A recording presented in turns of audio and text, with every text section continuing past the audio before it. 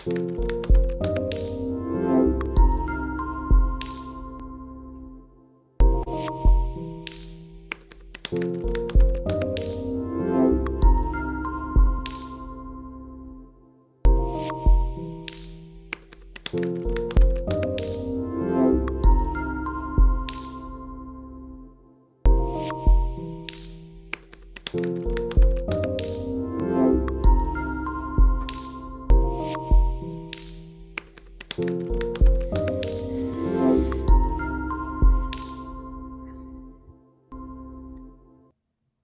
how are you? Welcome back to Memes and Markets. Keith, how are you, man?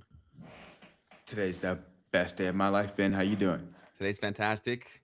Of course, we've got an awesome guest with us. So I'll throw it back to you, Keith, let you intro Tom, and then we'll get into it. We've got Tom Luongo with us. Tom, I'm going to give you an intro. Correct me on anything that I get wrong. Fair enough.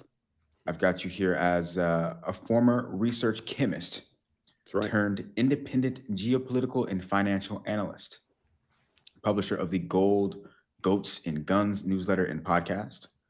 You spent a decade as a senior financial editor at Newsmax. Describe yourself as an anarcho-libertarian, an Austrian economist, and you've been writing about Bitcoin since 2010. Yep. From what I understand, you're now living on a small farm in northern Florida, raising some dairy goats. Used to do this. So there's a couple of things in my obligatory bio that are out of date. So just to update everybody, I am still a senior financial editor over at Newsmax, Cool. Writing Ultimate Wealth Report. It's what I do.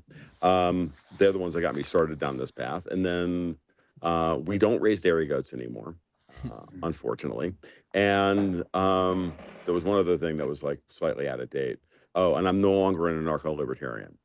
That's the big one. Yeah. So I still like a lot of Austrian economics. I just don't understand where they've gone versus what Mises and Rothbard wrote. That doesn't make any sense to me anymore. So with that said, especially in the context of, Keynes, Hamilton, and everything that's happening right now. So there we go. Why don't we start with some of that? What is anarcho-libertarianism? Well, it is really just it's a logical extension of the argument about what is the best governing principle in the end of the day, and that government can never do anything, and any government intervention fundamentally will alter the structure of production and alter the natural flow of money and money through markets. And because of that, we should all be anarchists. It is a utopian fantasist kind of version of reality. It's not a bad way to live your life if you want to live a life without coercion and all that. You want to adhere to what's known as the non-aggression principle. And I've been all the way down through that, and I've been down to its deepest. I've plumbed the depths of it, and I understand that you can have that personally. You can hold that personally. I'm going to eliminate as much coercion from my life as humanly possible, but then also realize that nothing is absolute, and that the best you can do is minimize the amount of violence that people are going to do to each other. And it doesn't matter. And that sometimes, you have to band together in groups to defend yourself. This is not hard.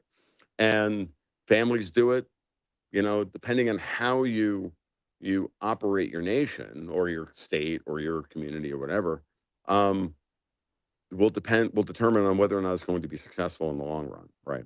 And the closer you get to small government or whatever you want to call it, the higher the trust of society. Anarcho-capitalism is ultimately the end state of a high trust society.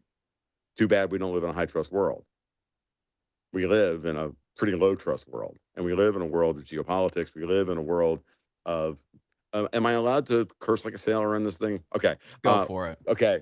Where we live in a world where shitbags control the flow of money, drugs, children, all of it, corruption, and, they're evil. And sometimes you have to, I hate to say it, but sometimes you got to make a deal with a dragon in order to be able to fight a different dragon, because you individually do not have the ability to fight that fight. as much as you'd like to. So, and this was the message I sent to the Mises, I gave to the Mises Institute in October 2024, right before the election, and they basically, yanked the mic away from me and booted me from the stage, and then shit canned the speech. And I'm not a little bitter, but I'm a little bitter. I'm not really even bitter at this point anymore. It's like, dude, I'm just mad that nobody else got the saw, because it was a great piece of rhetoric. I worked really long and hard on the rhetoric, and the artist and the writer in me was like, come on, man, like, put it out there. It's a commentary on the world, and get over yourself. Oh, we're not allowed to do that because we're the holier than thou fucking Mises Institute. Sorry, guys, you're really fucking not. And what I did tell them, and I really did think I had the crowd when I made this point, I said, look, guys, if we're 16 years after Ron Paul, if this was a serious organization, if your strategy was working, there'd be 2,000 people in this room, not 200. Oh, I guess that went over like a Led Zeppelin. So, oh well, life's a bitch. No, I get what you're saying. Mm. Completely.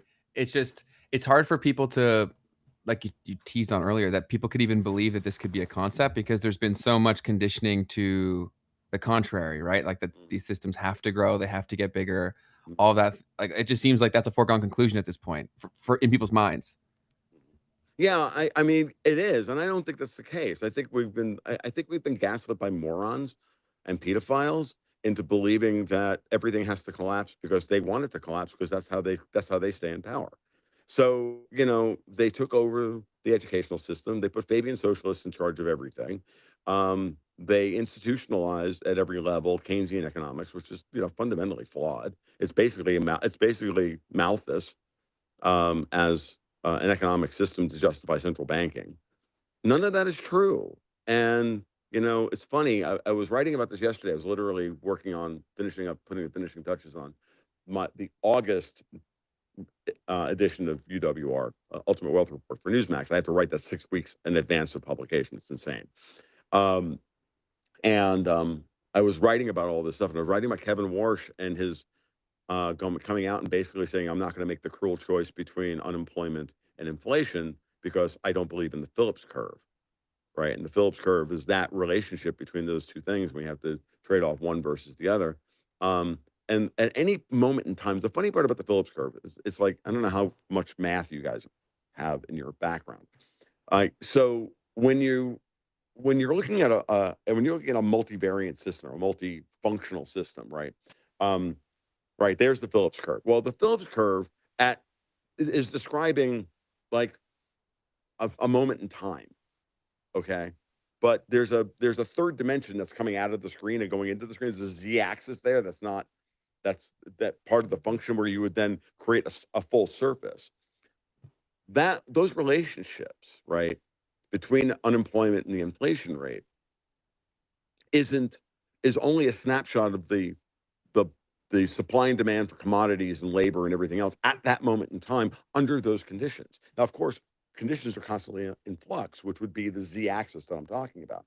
So that surface may look like that curve at that moment in time, which is when the technocrats want to come in and go, see, if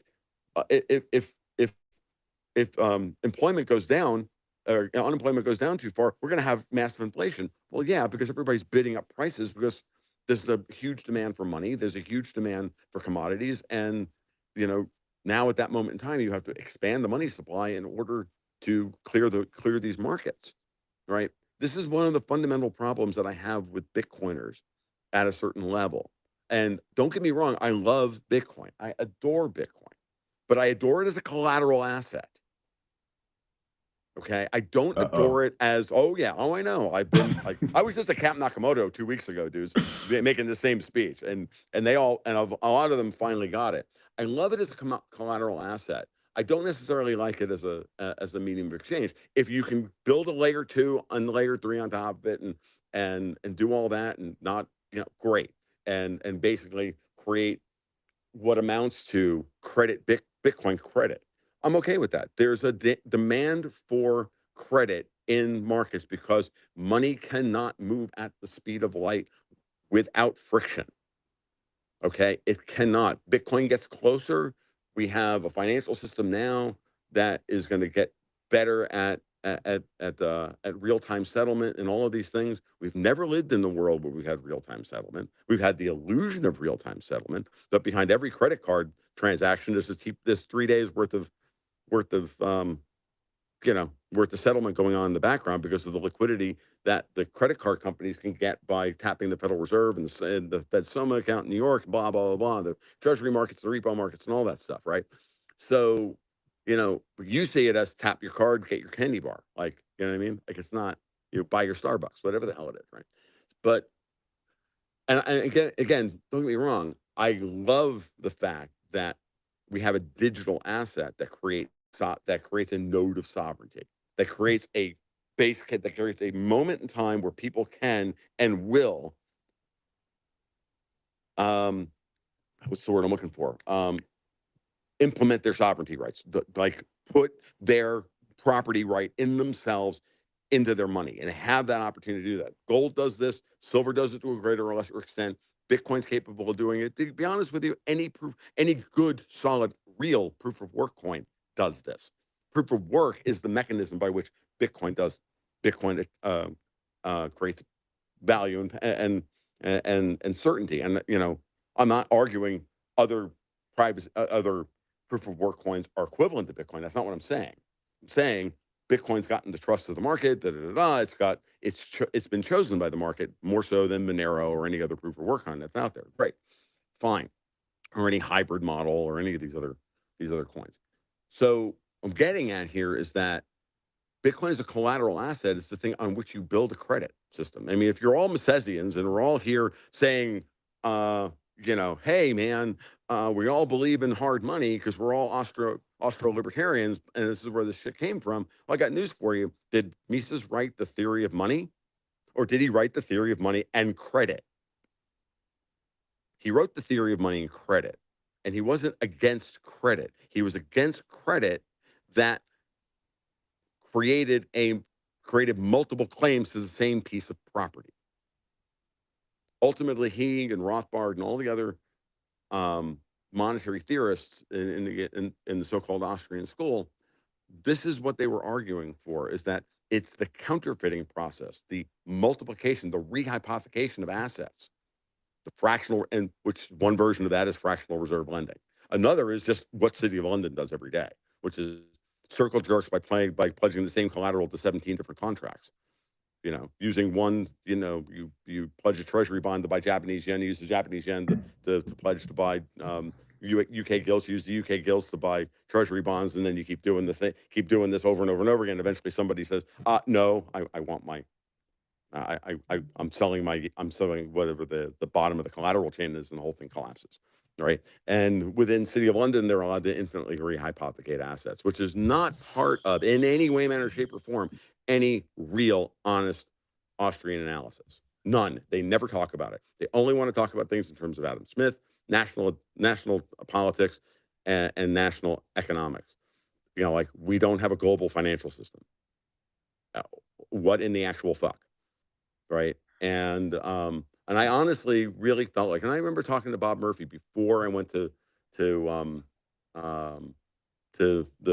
that speech at the donors, at the Mises Institute, and I said, and Bob and I were talking about this, and it was interesting that I had that conversation with Bob because Bob also works in the private sector now. He's actually out there managing other people's money. He actually has to look at the repo markets and all these other things, and we agreed. Like, we had a couple of good podcasts. He was on my podcast. We did a couple together, and I was actually really worried about meeting Bob because I wasn't sure how this was going to go, because I was like already way out into the whole Powell's doing God's work kind of thing, blah, blah, blah, blah, blah, that I'm kind of known for at this point. And they were great conversations because Bob understood that now the markets are so much more complicated than the way we want to, simplify them in Bitcoin/Austrian circles. And the gold bugs have the same problem that the Bitcoin maxis do, that the Austrians do. It's religious thinking. It's not real world thinking. I'm not saying that, we can't get there eventually. I'd love to get there someday, right? But, ain't going to be before I'm dead, because there's too many competing interests in the world. And, I've got one that'll blow your mind. What if Bitcoin was created for this moment in time? And what I mean by this moment in time, I mean when the United States decides to defend and remonetize the dollar and stop vandalizing it. And what if it was actually created by sovereigntists within DARPA for that reason? That hit me while hit me like I was just spitballing. We were at Camp Nakamoto a couple of weeks ago. We were having a cigar, sitting around the campfire doing the thing, and I said, "Oh, this will blow your mind because it's blowing my mind right now. What if that's the case? What if the criticism of Bitcoin, that Bitcoin was created by DARPA, is actually true, but not for the reason that they say it is, which is that they have a backdoor to it and they can crash it down to zero whenever the hell they want." Because then I asked a very simple question after that. Well, if that's the case, why did they base it on SHA-256? Because they can't run a global surveillance network without secure networks and without where their data is encrypted, right? So you can't run a global system of surveillance and control if it's all running on an encryption protocol that they have the back door to. Because then they're eventually going to turn on each other because cartels always fail. So someone put Bitcoin on the same encryption algorithm that the rest of the internet runs on, and therefore maybe that was done on purpose. And really all we're watching now is just the playing out of a very long script that was birthed after the financial crisis and after the real third coup against the United States. By the way, today is the fourth coup because the SCOTUS just, said that, we can't have a country because Amy Coney Barrett adopted a couple of fucking Asians. Birthright citizenship is an abortion. I thought we got rid of Roe v. Wade, but I don't know. I don't know. I'm a troglodyte, so I don't care. Oh, and I'm an Israeli shill too. For doing all of this, so it's even better. Every day, they keep lopping more shit on my head, and I'm like, really? I didn't know all that. I should check my bank account. Maybe somebody is actually paying me for something. One of the Fucking things retarded is what it is, guys.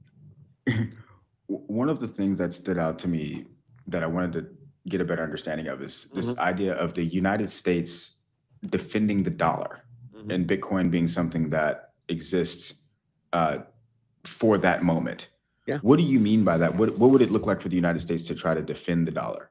It's doing it right now. What do you think? Clarity Act, the Genius Act, and everything else is. What we're doing is we're removing what we're in the process of doing right now.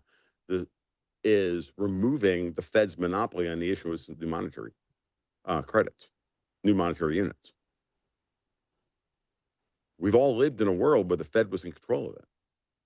We've all lived in a world where we had people in our government at every level doing maximal damage and maximal vandalism to our political, societal, monetary, military institutions. And so what a shock under that rubric, under those societal pressures. Something like Bitcoin is incredibly attractive to people who are fed up with watching their society be undermined. And what I started saying about 4 or 5 years ago, and so now I'm that last thing I just mentioned is the end state of that intellectual exploration, which is I said, well, what if, I used to say that I've been on Marty Bent's show half a dozen times. We've had this conversation or versions of it. I said we had Bitcoin was birthed under that rubric. Well, what happens when the United States decides to, defend itself? Decides to say, no, we're not going to go. The Fed's going to not. Even if you hate the Fed, at some point the Fed's going to stop trashing the dollar because it's their primary means by which they make money and project power. So at some point, the law of diminishing marginal utility takes over, and there's no more marginal benefit for them trashing the dollar conceptually. So they have to start defending the dollar, and that creates other. And so what I always said was, and I just theorized, spitball, throwing it out there for people to consider. What does Bitcoin's price action look like under that scenario? What does its adoption rate look like under that scenario? Because what's happening is, of course, the Fed is coming back and saying, okay, I'm saying at the time was the Fed. Now it's clearly under the second Trump administration. They're trying to wrest that control from the Fed and put it back into the Treasury Department per the Constitution, right? Treasury issued money, local bank credit, all that stuff, right? The digital greenbacks that are the new dollar Genius Act compliant stablecoins. It's really all they are. So when you think of it in those terms, at some point they're going to do that. And maybe, even just maybe, if that's the case, they may make Bitcoin part of their collateral stack. For years we were sold the story they're suppressing the price of gold because they're trying to defend the dollar to make it look better while the dollar's collapsing. Even though when Peter Schiff was making that argument 20 years ago, and I'm at the point now where I think that guy is, I know he hates the United States because of what they did to his dad, but I'm like, dude, the guy's company's name is Euro Pacific Capital. He's been telling you who he works for the entire time. But that argument, that story is a nice bedtime story that you can tell to black-pilled and collapsitarian, black-pilled collapsitarians. So you can do that, but it doesn't necessarily mean it's true, right? So, because there is evidence of it, and certainly that was true from the first gold bull market from 2002 to 2011, where New York was selling if you bought the New York Open and sold the close, you lost 70% of your value over the life of the term of the 9-year bull market. Meanwhile, gold went up 700% if you just bought in 2002 and walked away and lived your life and didn't ever look at the price, right? So, clearly that's one of those, data points that tells you that somebody was manipulating that market. But after 2011, then we were in the coordinated central bank policy era where all the G7 central banks were, doing round robin QE and round robin vandalism to all their currencies. COVID-19, and then Powell comes along and starts defending the dollar by raising interest rates and draining global M0 into the reverse repo facility, and even out of the money market funds at that point, because things had gotten so dire.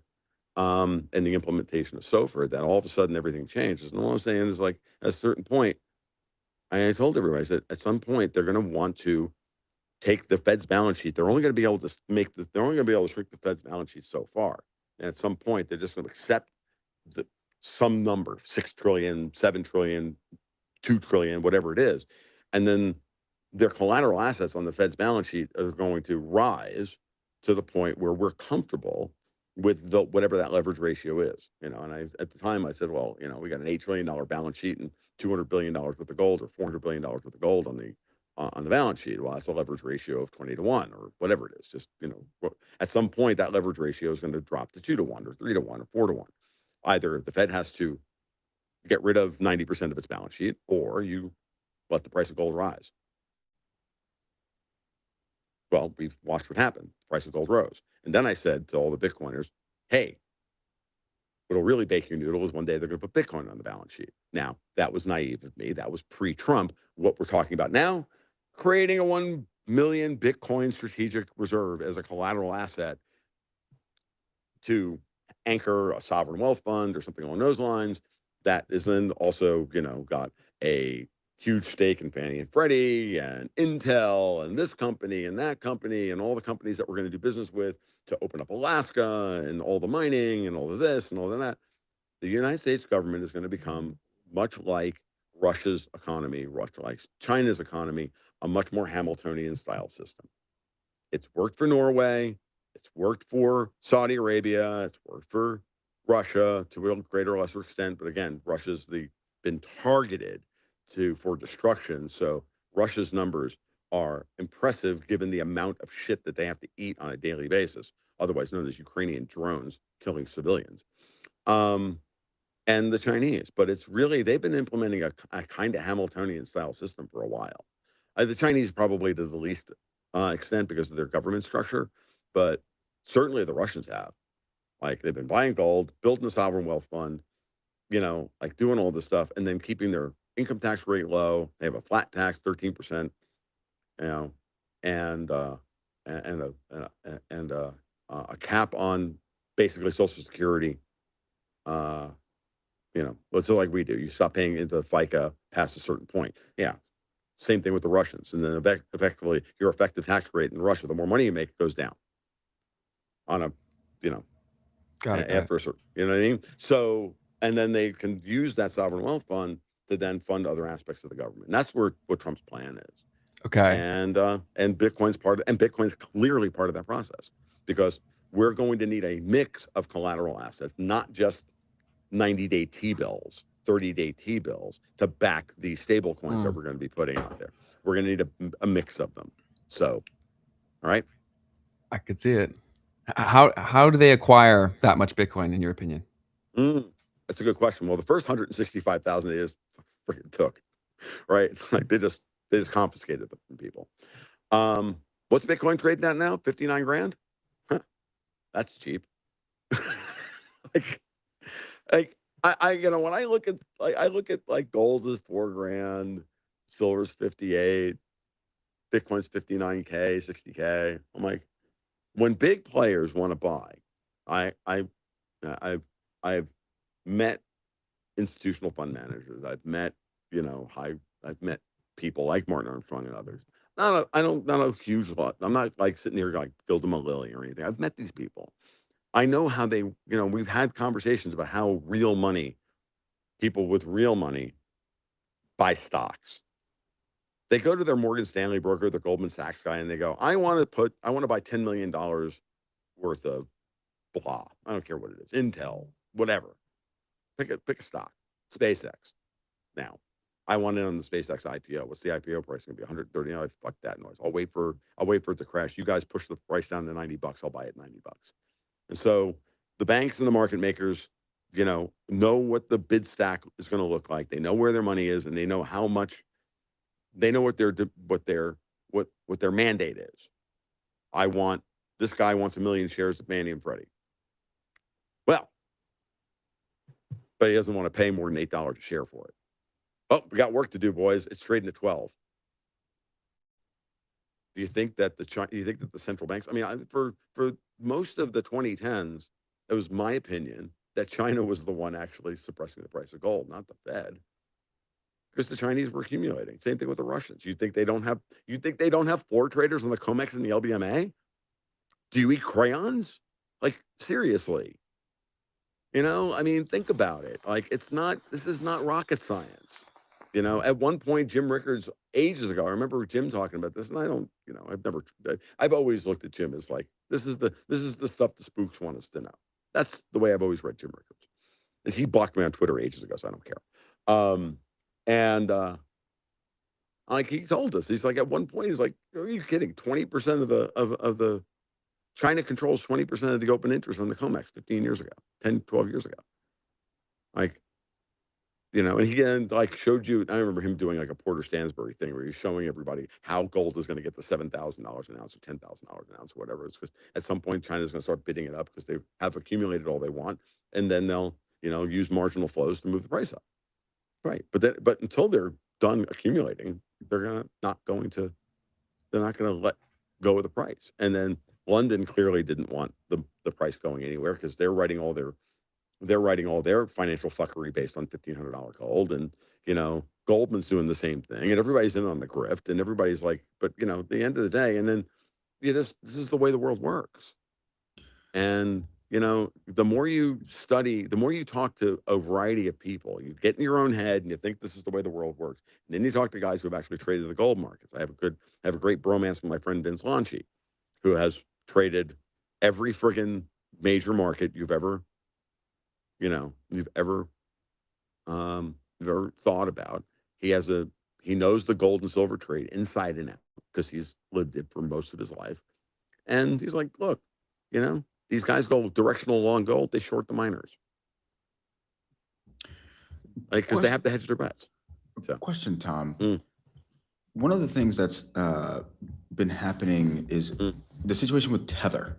Mm-hmm. So Tether, right, one of the biggest stablecoin in the world, for instance, about to get delisted potentially tomorrow by the EU due to not meeting the MiCA regulations that are about to come into effect. And one of the big things that Tether was doing the entire time was accumulating gold as a part of their reserve mix.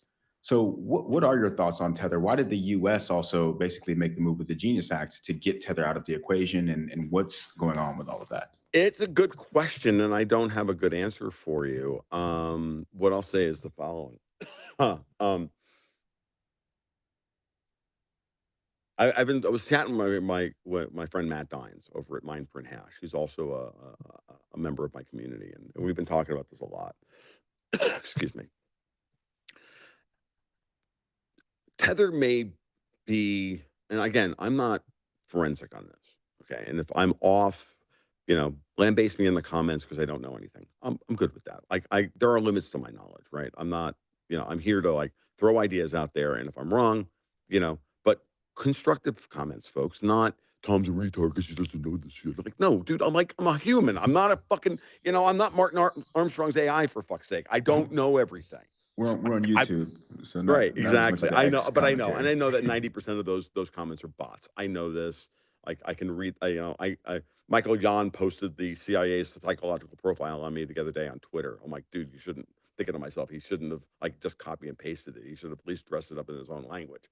But no, he's like an AI summary coming from the bowels of GCHQ or wherever the hell he got that shit from. It was hilarious. I'm like, oh my god, dude, seriously, But whatever. The we live in that age. Like, yeah, everybody's got they've got a profile on everybody who could possibly be actually put out information that people actually want to hear. So Tether, to me, the way Matt and I were talking about it, privately the other day, was that the Genius compliant stable coins are part of the stable coin revolution that the United States is putting forth. Tether, especially with some of its relationships and the way it's been operating, especially when you start looking at the way it broke peg for about a month, right? When Bitcoin was dropping and Saylor was really losing his ass, and SDRC was like, the preferreds we were talking, and we were spitballing about this stuff in relation to the strict preferreds, right? Because they're a real cash flow drain. So what if, moving the money through Tether, and in order to get the dollars, you have to go from Bitcoin to Tether, from Tether to real dollars, right? For lack of and I know you guys will balk at the term real dollars, but USDs are real dollars. They may suck, but they're real dollars. And so that transition, so there's a clear footprint there of somebody needing dollars badly and using Tether as the proxy. So that's your offshore banking version of the stable coin market. So that's a euro dollar system. We're moving to a stable coin world. If you use those two ideas as antipodes, set them in opposition to each other, you realize that the old system we were living under was a euro dollars dominated one, where the offshore money flows, the offshore dollar flows, easily dwarfed the domestic dollar flows. Again, back to the original flaw in most Austrian analysis, is that they ignore the offshore dollar markets, which are an order of magnitude, if not bigger, than the domestic dollar markets. So, so in that scenario, I can see Tether as that kind of asset. Also, I want to remind everybody, Tethers are not backed by gold.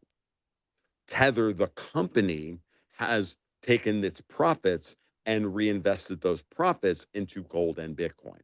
There is their balance sheet, and there are USDT's reserves. Those are not the same thing. The company and the balance sheet are overcapitalized. Love the idea, not Paolo Arduino or who's ever running the company right now. I don't know if he's still running it. Whoever's running the company, doing a fabulous job of managing the company's assets, its balance sheet, its cap table, and all that. Not taking anything away from them.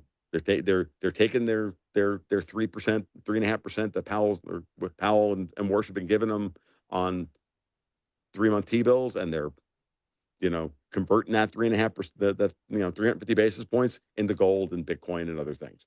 That's what I would do, right?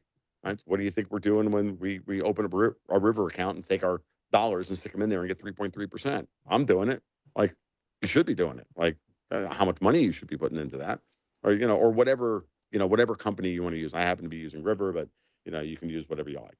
And they're paying you 3.3% because it's 30 basis points under the 3-month T-bill rate, or 40 basis points under the 3-month T-bill rate. That's what they're paying you. So, so I don't know what's going on with Tether ultimately, but these are the things you should be really asking yourself about the company, about what's going on, or even if the company is on the up and up, how other people are going to use the company and use its market cap. It's not in control of how people use its product. Like, no one's in control of how I use my iPhone. Well, no one's in control of how people use the tethers that are sitting in their exchange wallets and whatnot, right? So again, Fair. I'm not trying to like lay blame. I'm just throwing it out there. No, I happen to think that Saylor's in serious trouble. I And was about to so ask about him. back to Keith's original question: how does the United States acquire 1 million bitcoins? Well, we want 1 million. We've got 166,000 or so on the books. Sailor's got about 865,000. That math check. That's some simple math. A plus B equals C. Like, it's not hard. And if I were Scott Bessent, and I was the guy who knew how to break the Bank of England along with Stan Druckenmiller, and George Soros was the guy who was actually not in favor of that trade, as it turns out, or at least not in favor of it, officially, so that on any company records, he was not in favor of it. I would be looking at that pile going, it's a real nice pile of Bitcoins. Too bad, it would be a real shame if somebody like crashed the price of Bitcoin in order to take them from you. Like, I've said this before. I said this 4 years ago about Larry Fink and BlackRock. I'm like, I looked at BlackRock's balance sheet and I went, oh, look, it's got $40 billion worth of assets on their balance sheet. Yeah, they have all these tentacles in this business, these assets in their management and everything else. But at the end of the day, at the time, it was $40 billion. I think they're about $80 billion now in shareholder equity. It's 80, 70, 70 and 80, whatever. It's still a mid cap from that perspective at best. And I'm like, if I'm Jamie Dimon, I used to do this thing all the time. I remember the first time I ever went to when I was asked to speak, right?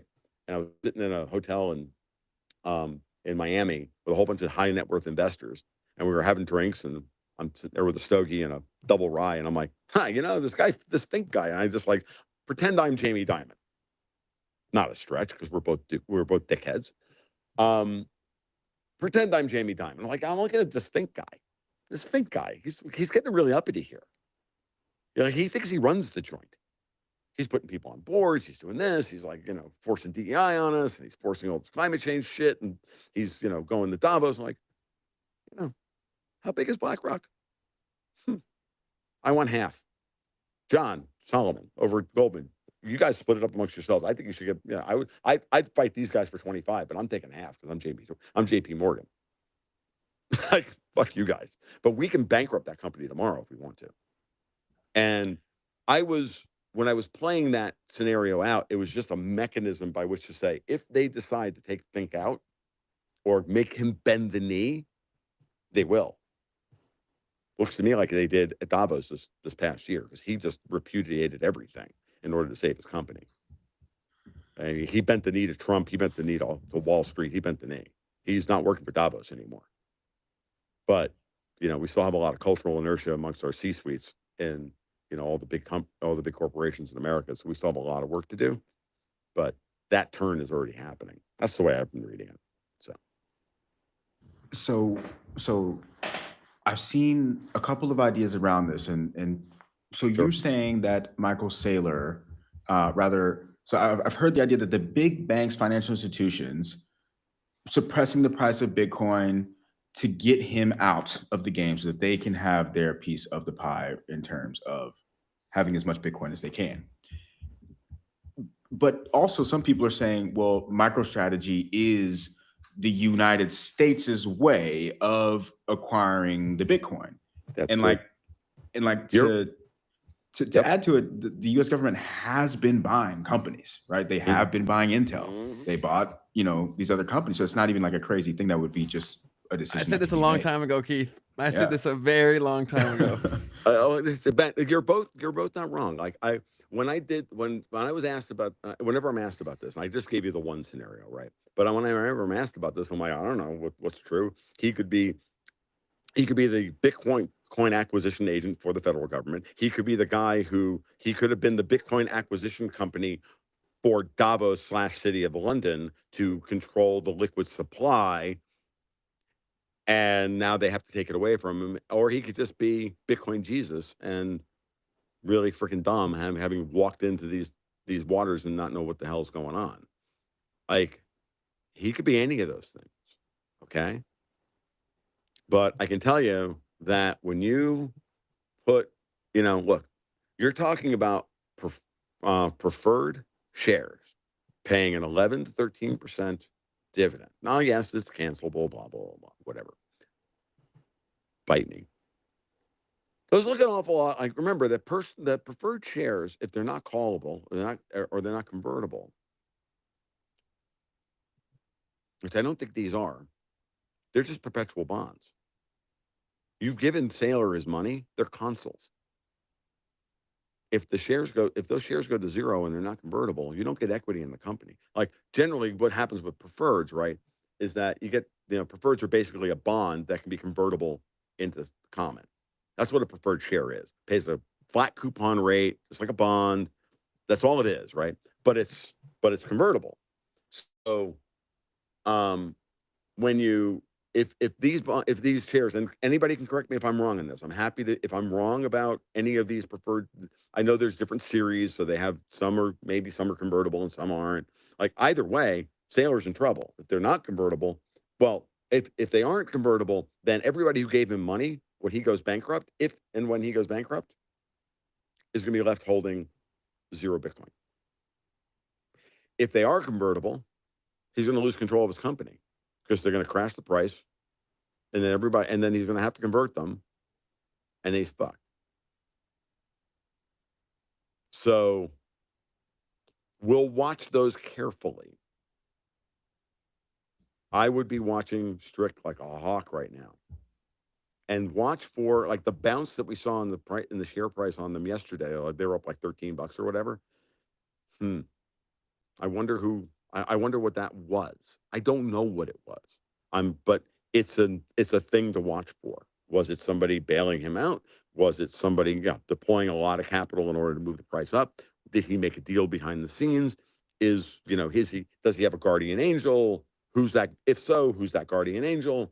These are open-ended questions here. We're not like, again, I'm not here to, I don't know. So I'm just like looking at the scenarios. And then eventually we're going to get the data. And then we're going to be able to go, oh, wow, that was interesting. I'm not going to sit there and go, I was right. My personal opinion, I will say this. My personal opinion, just my spidey sense, and this is, so I'll be happy to like put my dick on the table and go, yeah, I think this is what's going on.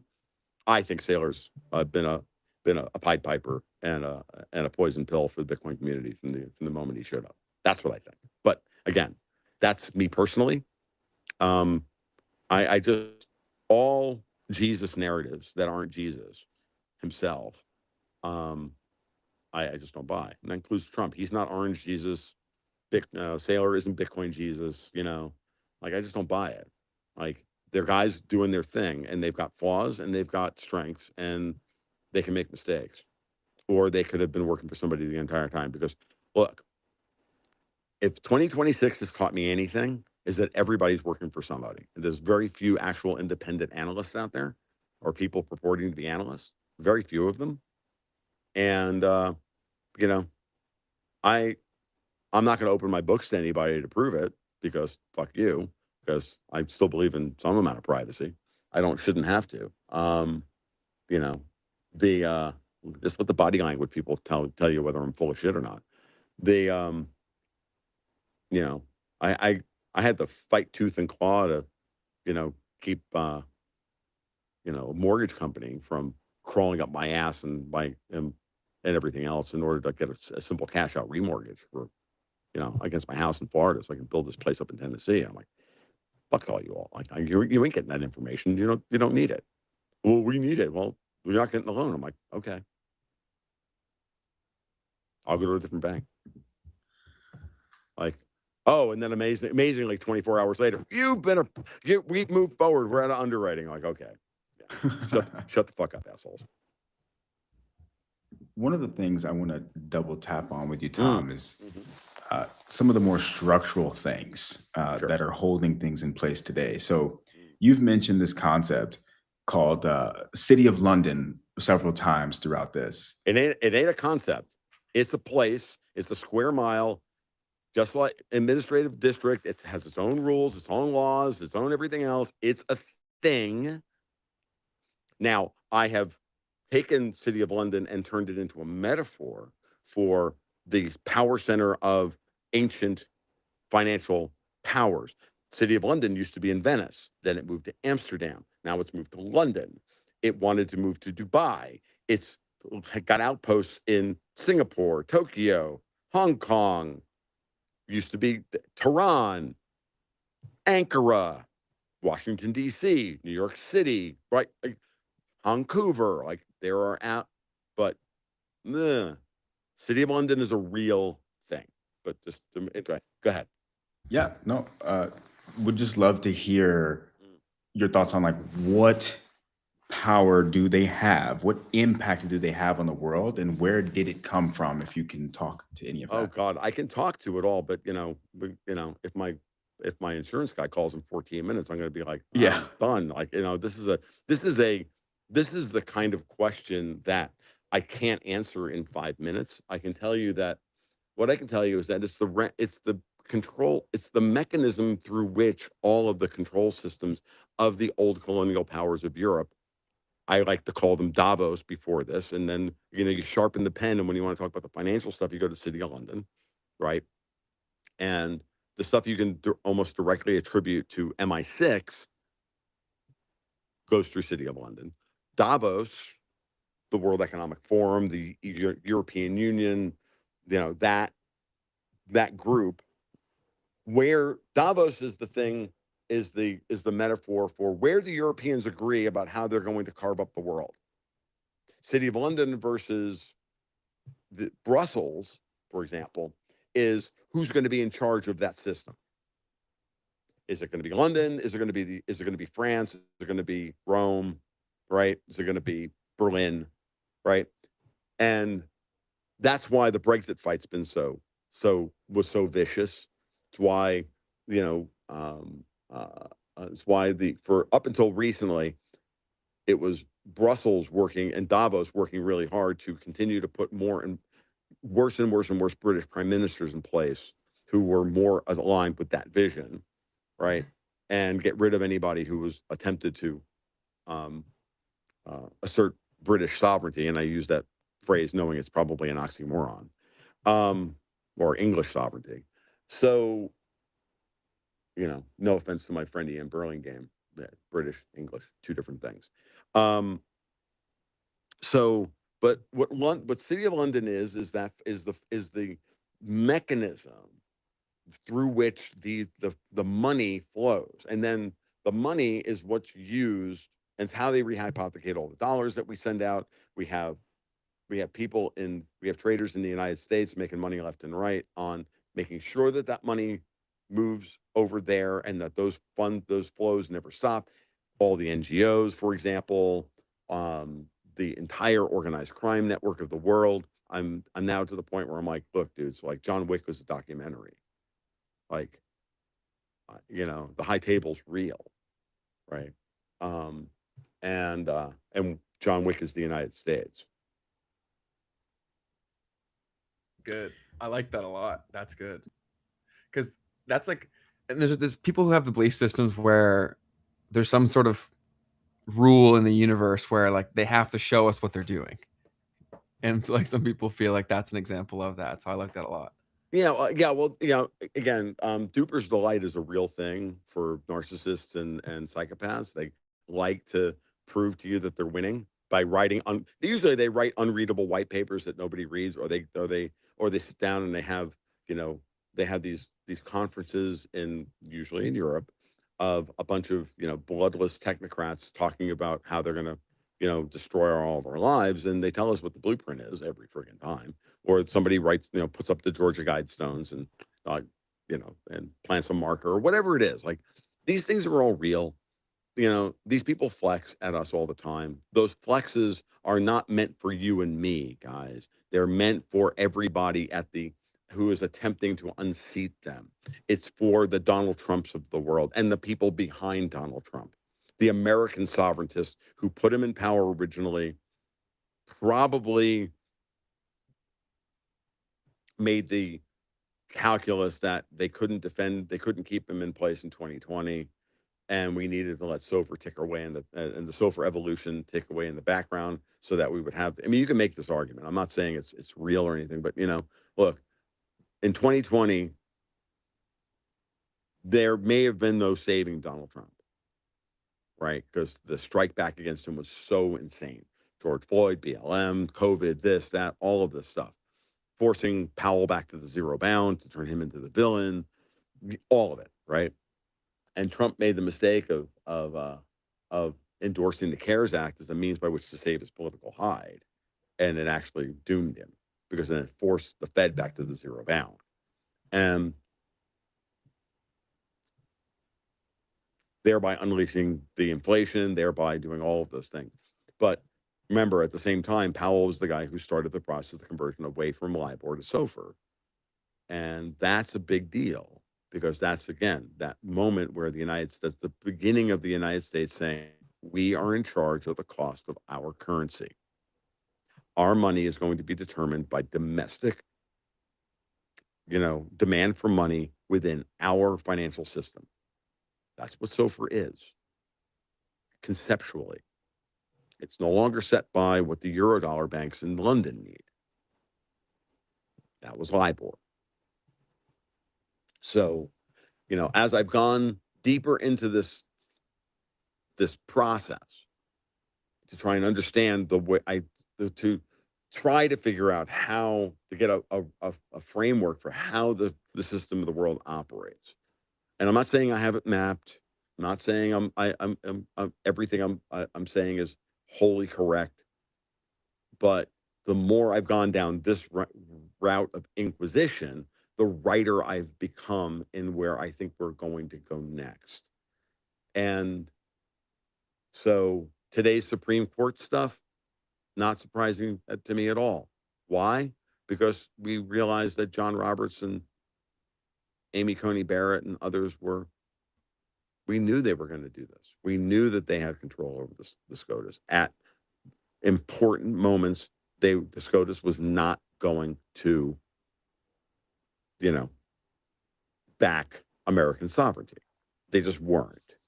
Not with John Roberts as the Chief Justice. So here's my next prediction on that. Now that he's done destroying the country, now he's going to retire.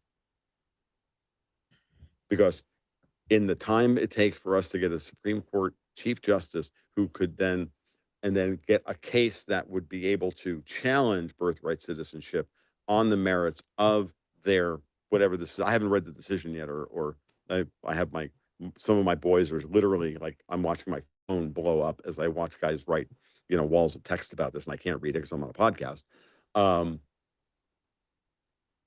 It'll take years, and in that time, they'll run the table on, they'll green light another 40 million anchor babies into the country and yada yada yada. At that point, it just what's telling you is that we're going to have to go to kinetic war to get out of this. And this is again where reality meets theory, and this is why I'm no longer an Austrian. It's why I'm no longer an anarchist. Like, at some point, you got to pick your freaking tribe, learn to hit a friggin' man-sized target at 100 yards with whatever rifle you're good with, or rifles, and be done with it, because that's what's going to take. You're going to have to at some point say, this is what we are willing. We are going here and no farther. This is 1858, guys. And the issue isn't slavery this time. Well, it is slavery, but it's financial slavery. Okay. Totally. And we don't want, and, I saw a thing the other day from the Babylon Bee. Democrats argue that, Clarence Thomas should only get 3/5 of a vote. Like, funniest goddamn shit I have seen in a long. The Babylon Bee has been brilliant recently on this stuff. That's hilarious. For my next trick, I will get the Democrats to go all in on slavery, or whatever he's going to do next. Like all those memes. It's true and it's real. So, I don't know, guys. Like, it's one of those things. It's a weird moment we find ourselves in. There are ways of getting out of what the Supreme Court just done. It's going to have to now go to Congress, right? And Congress, of course, is in full opposition mode. So we have now a fully dysfunctional government. And is everybody going to be okay with Trump going, you know what? Yep. You wanted me to be Lincoln? I'm Lincoln. Martial law, military tribunals, putting people in jail, shooting senators on the floor of the rotunda, the whole 9 yards. Are we? What? I mean, Mr. McConnell's a vegetable, and yet his staffers are still, but yet he's still in the Senate, chair of 3 of the most important committees in the Senate, and his millennial staffers are running it. His permanent bureaucracy staffers are running those committees.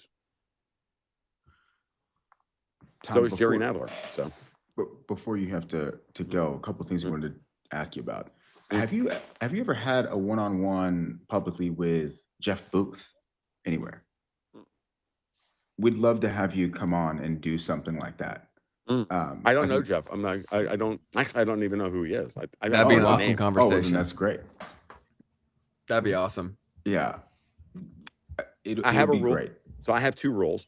One is that I always do everybody's show once, and if I like it, if I don't like it, I'll come back a second time, and if I really hate it, then I won't come back the third time.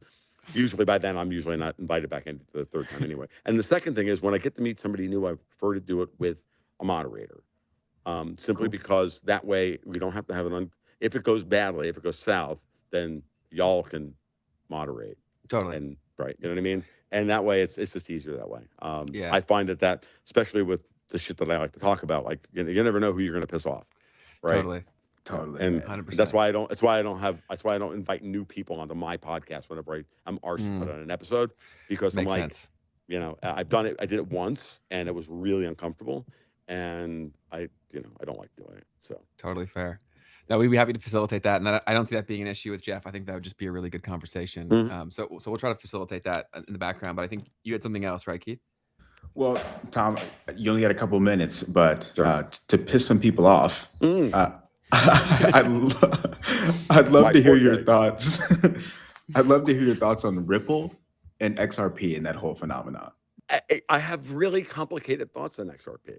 Like, I think my initial thing, I'm a hardcore Bitcoiner from now. Like, oh, Ripple, oh, look, it's central bank coin. Like, I was with all y'all on that one. I still not against that. I mean, I just made the argument that Tether might be a Eurodollar pump and dump, right? Like, you know what I mean? A Eurodollar,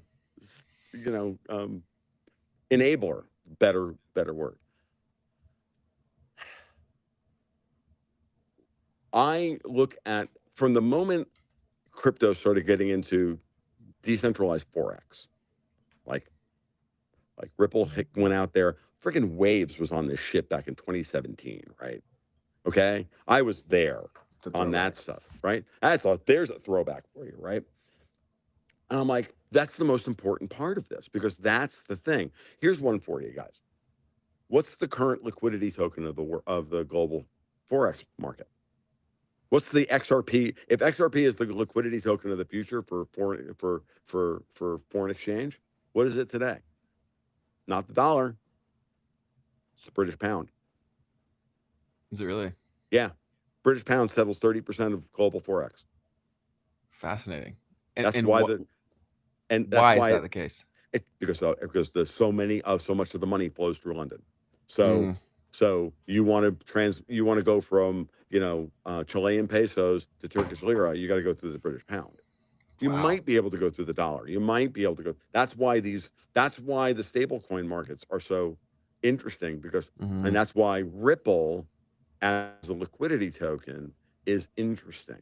So I've put my bet on the table that there's powerful people out there that want Ripple to succeed. So maybe you should have some.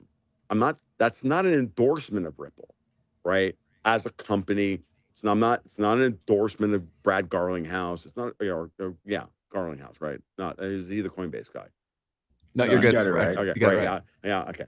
It's not an endorsement of any of these fucking people. If I don't trust Michael Saylor, hell, I barely trust Donald Trump, right? Then I don't trust them, right? So I'm not here to pump Ripple's tires or any of those things. I'm not a shitcoiner in that respect. I'm still a hard money guy.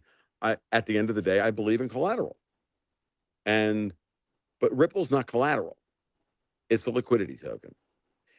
The more the network is used, if it's serving humanity, then we'll use it. If there are competing networks that perform the same function, well, got news for you, dudes. Go out there, go ye thou forth and compete. I am all for that. I don't, and I know there are a lot of other, projects out there that are attempting to do the same thing. I don't keep up with them.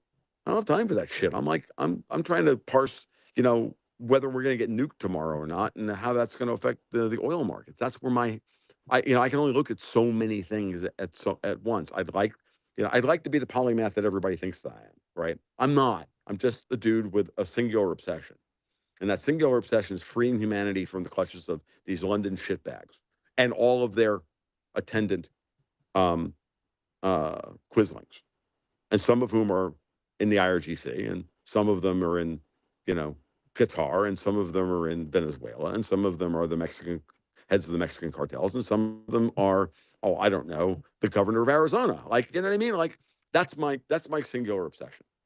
So Totally if fair. if Ripple turns out to be a facilitator of that, cool. If it turns out to be just another, Davosian screw job, fuck Garlinghouse. Like, I don't give a shit. Like, fuck these people. Like, that's my raison d'etre, guys. I'm not actually complicated. But the problem is these people have made the world unbelievably complicated because that's where they make their money. That's how they create the Yes. control systems Totally. by confusing us and Yes. again by gaslighting us, into losing our reason. We're being gaslit by morons and pedophiles, and One thing you mentioned. paying friction taxes to them. So Tom, before you For the jump, privilege. Sure. you said at the end of your statement there, you said, "I barely trust Trump," insinuating that there's a degree of trust there, and that got some people going in the chat. Why do you trust Trump at all? Well, because they hate him. It's not hard.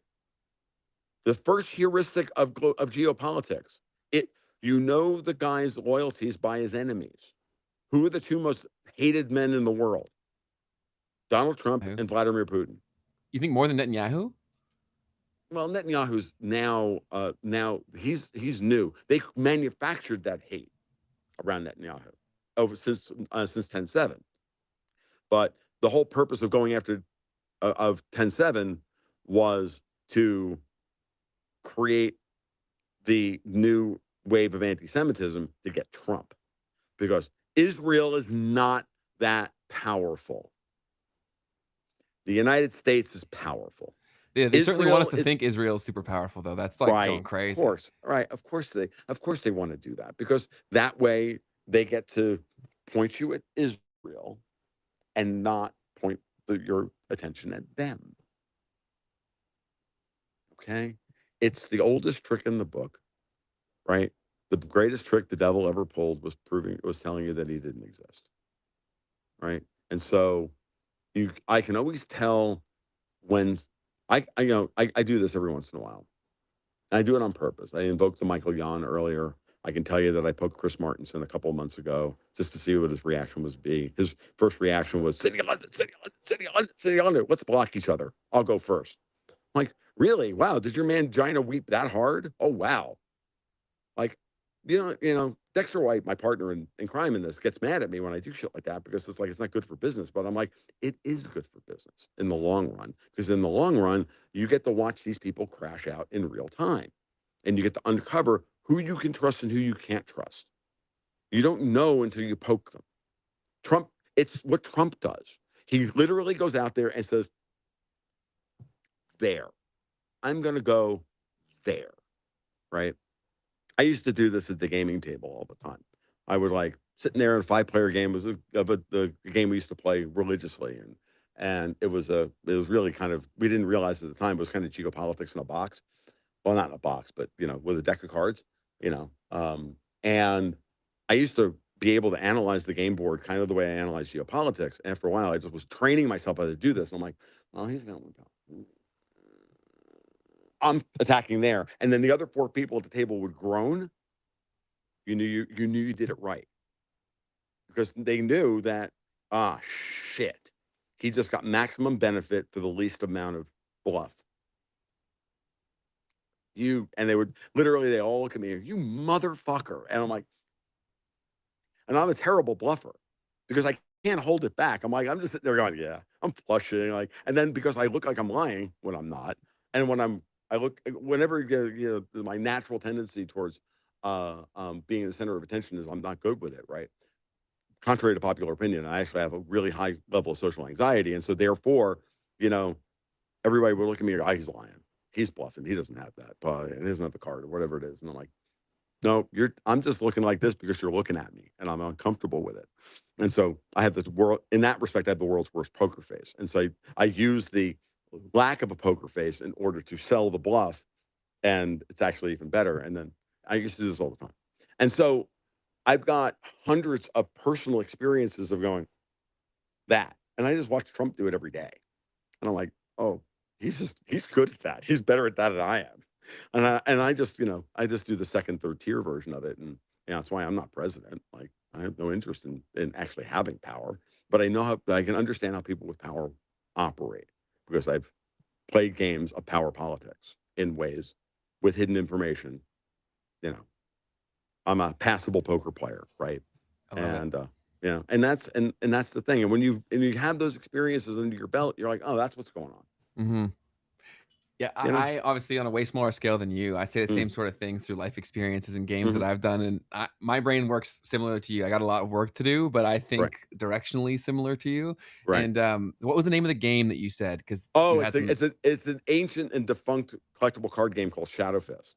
Shadow. Um, I mean, you can still find boxes of it out there, and if you are interested in actually playing Shadow Fist, it'll take you about 3 years to get good at it. So Wow. trust me on this one, and play it at the level that we were playing it at when we had it, and it was a great game. I've done podcasts on it and I've done articles on it in the past, but I could sit down and explain to you the structure of the game, and you go, "Oh, that's why," because it's one of those games where someone acts and everybody can respond, either pro or con.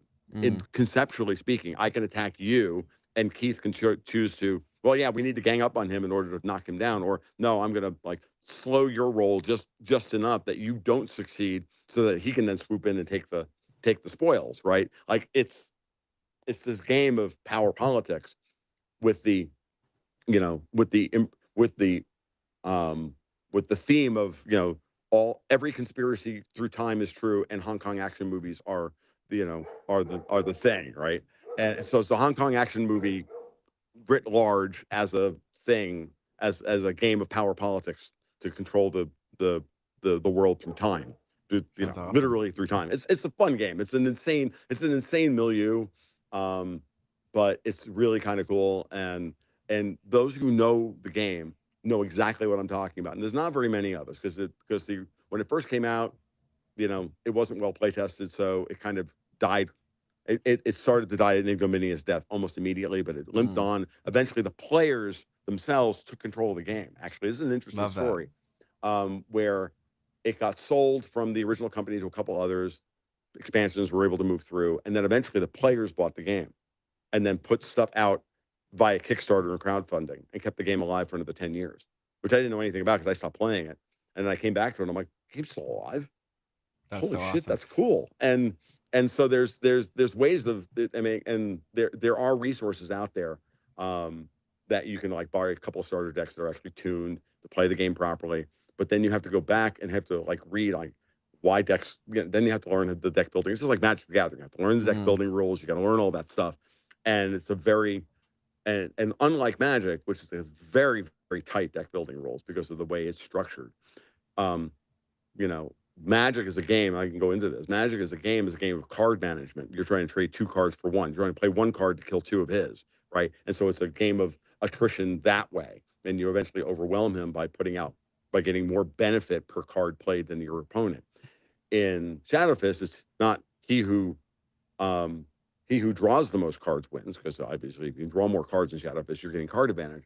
It's he who plays the most cards wins, because you draw up to your full hand size every round, and what you're trying to do is literally trying to throw your hand onto the table every round to do as much damage to the board as possible. Mm. And so, and even then, the version of the game we played back then doesn't exist anymore because they tightened the rules up over time and whatnot. But that version of the game that we were playing back in around 1999 through 2002 was just insane, and it was so cool. And we would literally leave work. Everybody come over to my house. We'd start playing at like 6 o'clock, and then some people would leave at 10 or 11, and we'd be playing until 2 o'clock in the morning, like That's 6 amazing. nights a week for 3 years. Same card set, because there were no expansions coming out. So we learned that card set, and so we built a very sophisticated meta where we were building a meta against each other. And it was insane. But the basic structure, and then I went to the World Championships up at Gen Con one year, and I walked in and I just started dominating 5-player tables, and people were like, "What in the fuck are you doing?" And I'm like, "Oh yeah, what do you mean? This is what I normally do. This is what we got." And they're like, "Holy shit, these guys from Gainesville are that good. We've heard about them, but we never knew what that actually meant." And with the group from Gainesville, Florida, because there weren't very many groups of us out there. There's like 10 or 12 enclaves around the world, right? To say that you were the best shot at this player in the world is like, wow, I'm the 50th best boxer in New Jersey. Like, it's not a big, it's not a big title or anything, but it was a really instructive game because it was the closest thing to poker in a collectible card game. Because it also taught you that, because it's a collectible card game, so you have to build your deck of assets. You have to match those deck of assets versus the people you're playing, and then be able to read the board. And the board state was ever changing. And that particular era of the game was probably its best, and it was so good. And it's a moment in time, and it's gone. And I still have all my cards, and they sit in storage. And every once in a while, I go through them. And I've got cards that I've designed that got put into the game later on because I knew the game design. Badass. Yeah, it was cool.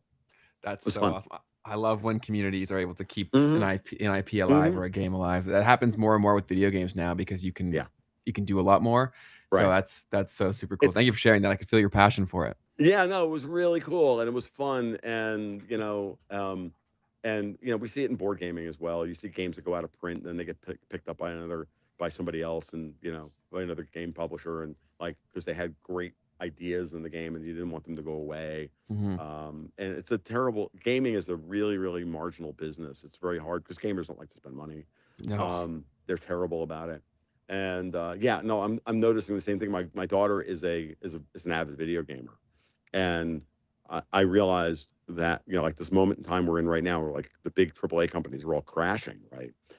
Crashing out because they got lazy and stupid and just kept giving you the same game over and over again. I'm watching microtransactions and all that. Yeah, all that. I'm watching my daughter champion these like $10 games built by 3 guys that are like selling 100,000 copies on Steam, and they're now set for life. And I'm like, that's where your real American entrepreneurial spirit or global entrepreneurial spirit exists, is in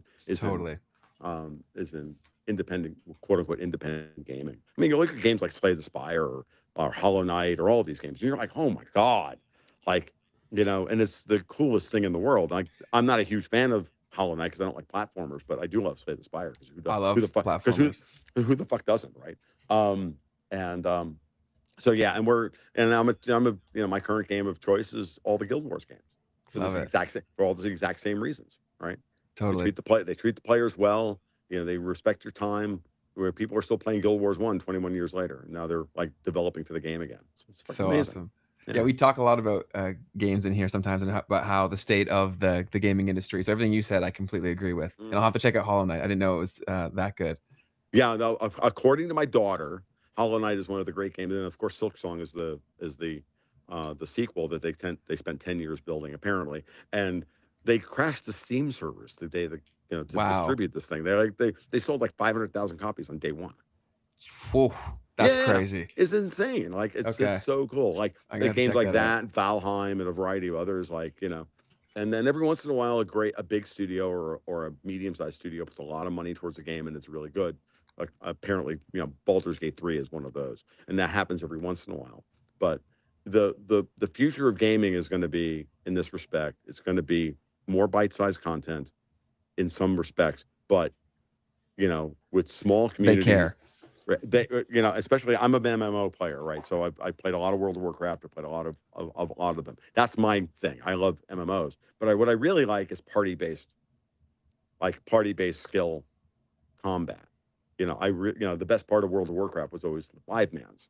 Like nothing was better than running heroic Shadow Labs in original Burning Crusade, because it was still hard even after we all had raid gear, right? That kind of thing. and It's rewarding at everybody that had their point. roles, and they you knew what you were doing, and it was never a face roll, and it was good. When we got a chance to play World of Warcraft Classic last fall, I got a group of my patrons together, and we played through the early version. We got to go level up together. I got to heal as a priest, which I'd never done before, and having to relearn how to play friggin' World of Warcraft. And we rolled through those those dungeons were hard. And then I found out that, oh yeah, I'm really good. I'm really good at that too. At that bit Hell yeah. thrilling. So it was fun. What about GTA 6? Have you followed that whole thing at all? I mean, the idea that there's not going to be a disc, or it's only a That digital. too, yeah. I mean, no, I never really liked the Grand Theft Auto games, so I never played any of them. That's not my thing. Like that kind of open world, that's not my never been my bag. So I don't really have a comment on it. I think if people like it, great. I don't know what the real controversies are beyond, what I've seen of the memes of, no, dude, I want a disc. Fuck Yeah, you. I just a want to code. I want to own my game. Crazy concept. Yeah, because, well, again, this is your life as a service is the Davos mechanism, is the Davos thing, right? It's you will own nothing and be happy is another way of saying you're a slave, and you get to rent your life back from us for pennies on the dollar. Fuck you. I kid you guys not. There's a discussion going on in one of my group chats right now about whether or not GTA 6 is going to include any sort of crypto in the game. Tom, what are your thoughts on that? Do you think that could be something that they would pull off? I have no idea. So the argument that's being made is that it would be just like the big thing for them to do. It would be obvious to get people talking about the game. It would make it happen and make crypto a big thing. This was brought up because of X money and like the conversation that's being had around that. Are people actually going to use that? Well, people would definitely be using the money virtually that's in GTA if it were used. The argument against all of this is just looking at like Rockstar. Apparently they updated this. My boy Madison, I'll give him a shout out. He said Rockstar in 2022 updated their policies to prohibit the use of cryptocurrencies and crypto assets. And then he goes on to say that like it would be a potential legal issue to have like kids transacting with real money on the platform as well. Yeah, absolutely would be. Absolutely. So they wouldn't be able to do that. That would be, but isn't it an 18 plus game though? Yeah, but yeah, are you going to do age verification now? Or are you probably is Rockstar going to become the EU? Like, you know what I mean? I don't know. I mean, but they can't stop the kids from playing. And then the lawyers will get involved because lawyers are shitbags, and they will argue harm where there is none, because the parents are, they'll argue something about the parents not being, you can't expect the parents to be able to monitor the kids, so we have to do it for them. Okay, yeah, thank you so much, O'Brien, 1984. Fuck off. Like, no, like at a certain point, I think that for a lot of these companies, it's still going to be the current model, which is that there's in-game currency, there's out-of-game cash shop currency that you can buy with real money that have to be tied, and there's a wall between them. You go look at what Arena does with Guild Wars. This isn't the game that I play. All right, you can convert gold into gems. You can use gems in the cash shop to buy, account upgrades and skins and this, that, and everything else. You can earn, you can do that. In World of Warcraft, you can buy a WoW token with in-game gold, right? But you can't buy anything else. You got to go to when you go to the cash shop, you have to go to the cash shop, right? And that wall, I think, is going to have to stay in place. Now, will these guys take Bitcoin in the cash shop? Why not? If I was a game designer at this point and I was building a game that had a cash shop in it, even if it's just, pay for convenience or whatever. Yeah. Okay. Yeah. I'd take Bitcoin. I wouldn't even think twice about it. But to have like the Lightning Network running in GTA 6, for doing microtransactions and buying and selling hookers and blow, like, dude, I'm telling you right now that if I was a dad and I am a dad, if my dad and my daughter was 12 years old, I'm like, you're not playing that game. Why? Because you're not playing that game. The same way that my dad wouldn't get HBO when I was a kid until I was old enough to handle R-rated movies because he knew he couldn't control me, right? So nope, no boobies for me until I was at least 15 or something like that. So oh well. Sorry, Fair dudes. enough. What's that? I said, no, fair enough on that. Yeah, I mean, I don't know. I mean, I'm just like, got to look at it this way. You can't look at it as the crypto bro. You got to sort of really thinking like a parent. And the minute you start really thinking like a parent, you're like, and then you got to start asking yourself, like, the kids need to be doing that, like, or should they be going to Little League? And we should be getting back to that. Like, let them be reprobates on the baseball field. Mhm. Because at least then they have to throw real punches, and not just hit not hit the Street Fighter combination. Like, That matters a lot, man. Like I've said that a bunch on the show and in real life too, where I'm like, kids don't get hit anymore. There's no repercussion. Like I remember if a kid was an asshole, I'd hit him, and then he wouldn't know not to be an asshole. Like that doesn't happen anymore. Yeah. Yeah, I agree. This is been part of the game, been part of gaming culture and geek culture my entire life.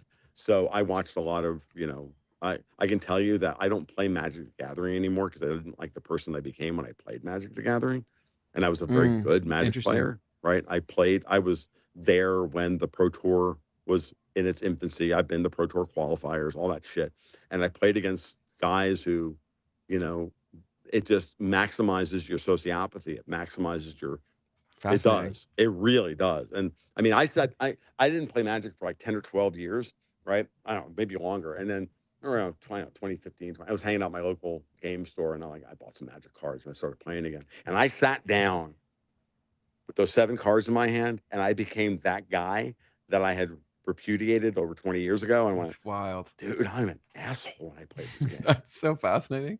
It is, and it's like, but it's no different than going to the poker table. But at the poker table, Got it's it. different because no one has an advantage other than their skill, right? In the collectible card space, you can buy your way to victory. You can, there's a variety of ways that can happen, and so it's a different thing. And then, guys were cheating and dick measuring, and there's all that, there's all that gorilla shit. It's all just basically chimpanzee shit, right? Like literally, but with cards. And you're like, really? This is that important to you? Okay, whatever, douchebag. Like, I don't care. Like, and I just realized after a while I didn't want that scene. And then we played Shadowfist. It was a different thing because now it's a multiplayer experience. Now you got to do politicking. Now you got to, the game was a terrible duel. Like, it was terrible as a dueling game. It was an unbelievable multiplayer game. You had to get at least 3 or 4 people at the table in order for the game to come to life because of just the structure of the game. And then when it did, you're like, oh, and then you got 4 people at the table really good. Now it's like a great game of poker in that respect, because now you're talking about multiple layers of skills and multiple areas of your brain being, you're reading people, you're building, you're constructing decks, you're managing your resources, you're assessing the board, you're trying to figure out you're doing that Bayesian statistics bullshit of what's his decision space, what's his decision space, what's his decision space,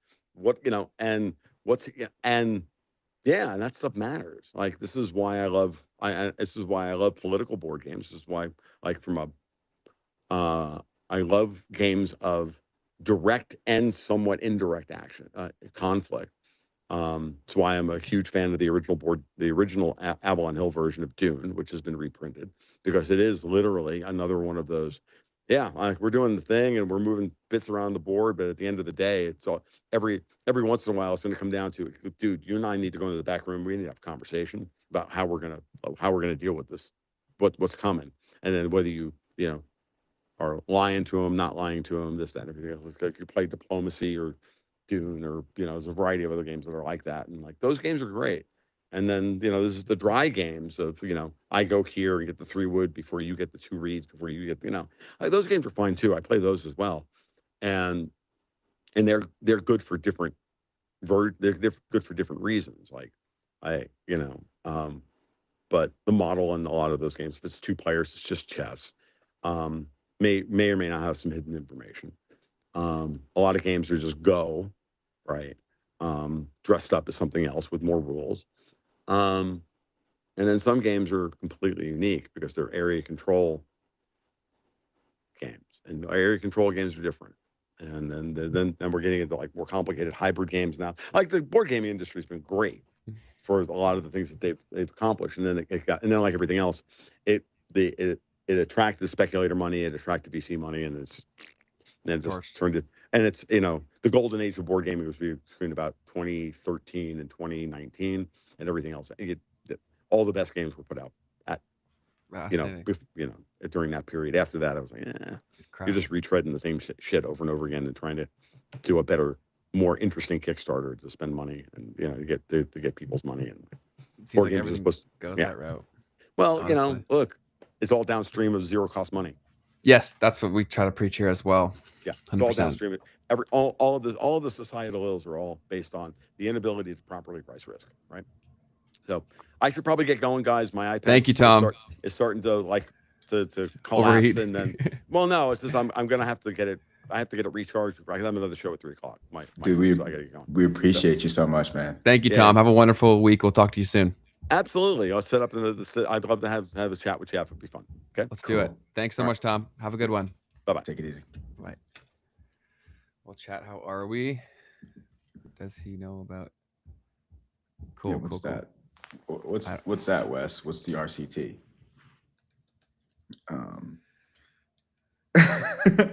Wes is a big XRP guy, so nice. He was like, "There's no way he doesn't know about Ripple and stuff like that." And he's like, "I'm telling you, they're gonna put Ripple and XRP will be used as collateral," because he was saying that wouldn't be the case, and Wes is like, "Nah, it will be."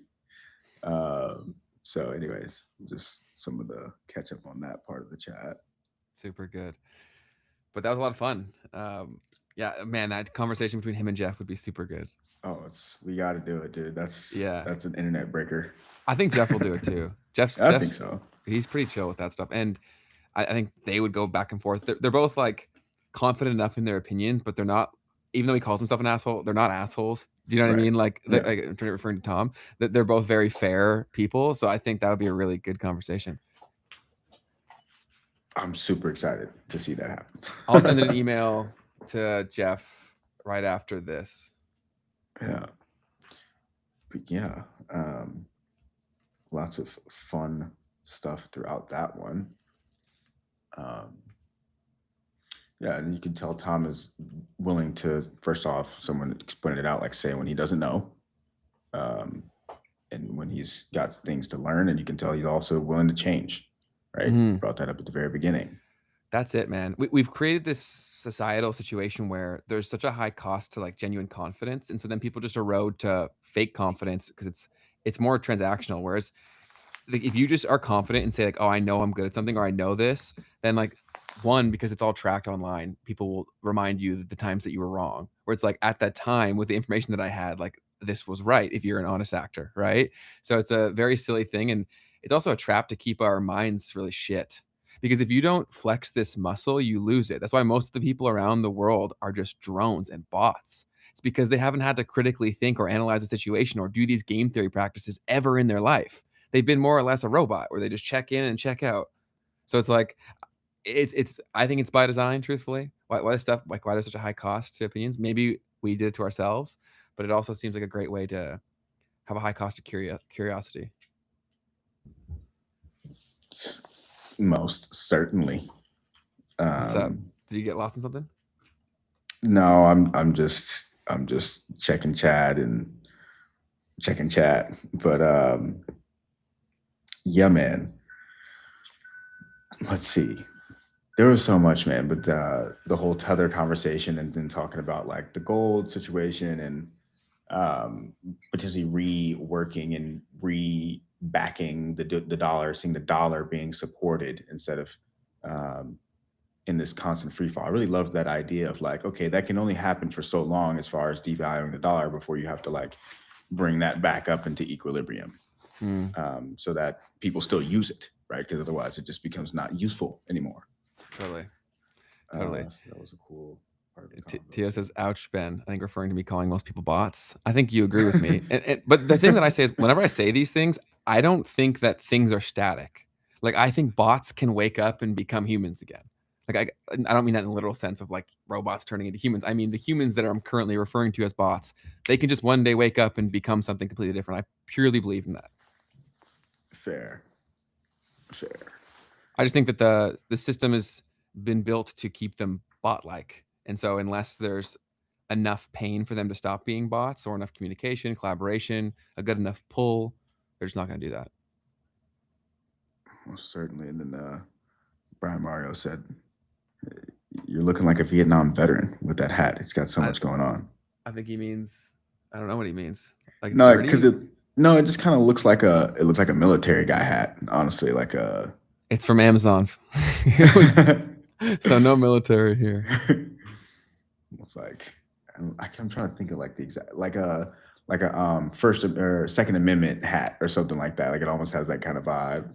Yeah, could be. I don't know. But yeah, it's probably just people copying that style because it's in trend. But cool, man. Anything else that you want to chop it up on right here? Brian said exactly, so I think you nailed it. No, that's it. And how are you now? Says I love the hat. Well, I love you. How are you now? Hope you're great, man. But yeah, I'm good to roll to the second half if you are. Well, if that's the case, then I've got some news. You've got some news? I've got some news. Here we go.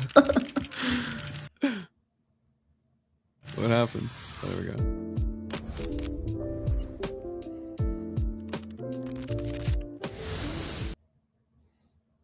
There we go. First things first, Governor Gavin Newsom. First things first on the realist. Entering a partnership with Anthropic to strengthen cybersecurity and provide Claude AI to state agencies and California local governments at a 50% discount. The Golden State helped build Silicon Valley, and every Californian should benefit from the responsible use of their latest innovations.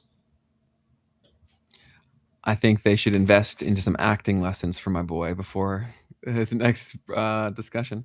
But fascinating. Your thoughts? I'd love to hear them. Well, I mean, sounds cool. I guess California supporting business, honestly, is something that sounds unique to me.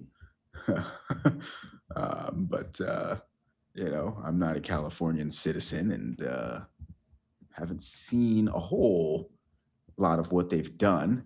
But hey, let's see how it goes, right? Yeah, not much to add on. It'll be very interesting to watch because I think they're going to have to do more and more of this with the who else is there to sell to, right? Like they've got to partner with the state. Yeah, and I'm just thinking back to like the conversations around. For some reason, it made me think about crypto and like how some of the states over the past couple of years have started to like try to create like Bitcoin reserves. I think Texas tried to do it. I think Wyoming tried to do it. Some of them successfully have passed some of that legislation, from what I understand. And just like how slow and difficult that process has been versus this idea of potentially AI getting adopted without any of that kind of going on, right? Without needing to go through a whole legislative process. And I mean, it's obviously a very different thing compared to having a reserve, right, on your balance sheet of an asset versus using this kind of a technology. But the reason that came to my head really was thinking about what happens when you get AI being utilized within these government structures, these local government structures. What kind of suggestions get made? What kind of direction can be moved toward? Because when we talk about like using AI as governance, like for humans, I would imagine that we would see that on a local level first. Is kind of my point. Walk us through what you see that looking like. Yeah, well, you're going to have some mayoral candidate who says, vote me in. I will use Claude to make all of our decisions. Jeez. You think they'd get votes? somewhere. You know what I'm saying? Like there's some Mm, municipality or some got small it. place where you could get away with something like that, and people would be like, "Yeah, let's give it a shot." But I don't know how much the problem is people or the broken system, right? So like I'd be curious to see. It's a lot like what a lot of these crypto projects thesis were was like, okay, like if we can get these to be used the way where it could improve the systems, then the quality of life there would be so much better. And it could go either way, right? Like your example could be what happens as well. So it's fascinating to see. I think that in our lifetime, we'll get to see at least examples of radically different operated systems.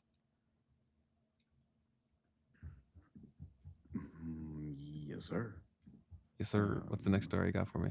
My next piece, this one was breaking crypto Twitter.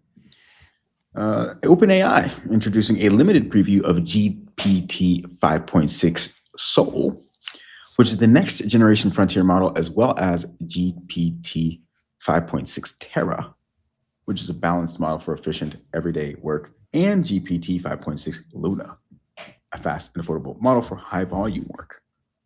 So, look, people were like, interesting, usage of names here.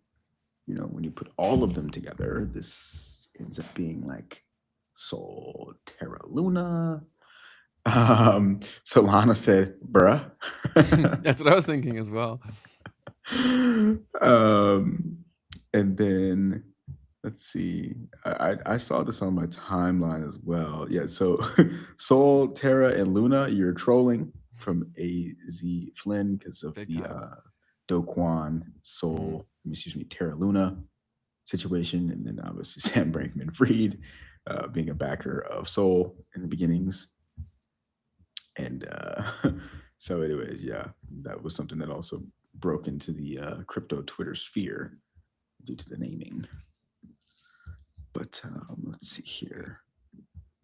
Next piece I've got is getting a little bit of political here. Let me see what we got. We got the War Secretary Hegseth officially appoints Mark Andreessen to the Pentagon's new Defense Policy Board. I actually didn't see this. Hey. He's getting up there, man. Yeah, I mean, I think that might be even I think it's a much bigger deal than David Sachs, being in the crypto AI czar and AI czar situation. We're talking about Silicon Valley on the defense board, right? Talking about kinetics, we're talking about, bullets and powder, you know what I'm saying? Yeah. If Silicon Valley and AI doesn't solve the PR crisis they've created for themselves, then I could see things like that being seen like overwhelmingly negatively. Oh, certainly. Right. So it's like, yeah, man. And I see him specifically, basically like dunking on a lot of people who are anti-AI. And it's like, well, what did you guys expect to happen here? And like, obviously, and this is something that I'm aware of too, that his job is basically to understand more things, right? So like he is a data consumption machine, much like you and I are to a degree, right? He just has access to more firsthand information, which gives him a unique advantage, and he's also very intelligent, objectively. So it's like, it's a little funny to me how they saw this going any other way. I guess he thought that people would be bought in on change being that important. But as we discussed before, like Silicon Valley, for them, like their god is progress or innovation. And so anybody, like if you are a religious person, pick your religion, and this for them it's technology. It's difficult to conceive that other people, when shown the light, won't have the same opinion that you do. Right? So that's a fundamental flaw they've made in here with their messaging people. They should have had more idiots like me talking to them. Because like I would have been like able to explain, if you thought about Susie, and you know what I'm saying? And clearly they didn't do that. But it's it's fascinating. I want to give it a shout out to Cash in the chat. What up, Cash? Welcome back. If y'all haven't seen the episode with Cash, it was our most recent one. It was a banger. So go check it out. Yes, sir. Yes, sir. Making waves over the crypto Twitter sphere over there as well. Talking about Cardano and ETH, being inspired. Do we have a clip that's running? Just a little bit, Nice. Something. But yes, my next story here Google apparently shutting down it was widely debated how to pronounce this. We call it a GIF. Okay, shutting down their GIF provider, Tenor. Wow. The public API at some point today, apparently, is what's happening. They're shutting down the public API. Apps that rely on the public API to source GIFs will lose direct access to Tenor's library. Interesting. A lot of apps are about to discover how much of the internet. Have you seen that guy on Love on the Spectrum? I don't think so. Interesting. That's his bit. He was on Love on the Spectrum. I forget his name, but he was freaking awesome. He was one of the characters. We're going to have to get that in the audio. Interesting. It's classic. Next piece. Apparently, Ripple has proposed a lending protocol for the XRP ledger that would let institutions borrow against tokenized assets on chain. Wow. What are your thoughts on that, Keith? Well, I guess I'd have to have thoughts because I'm supposed to be the Ripple guy. Yeah.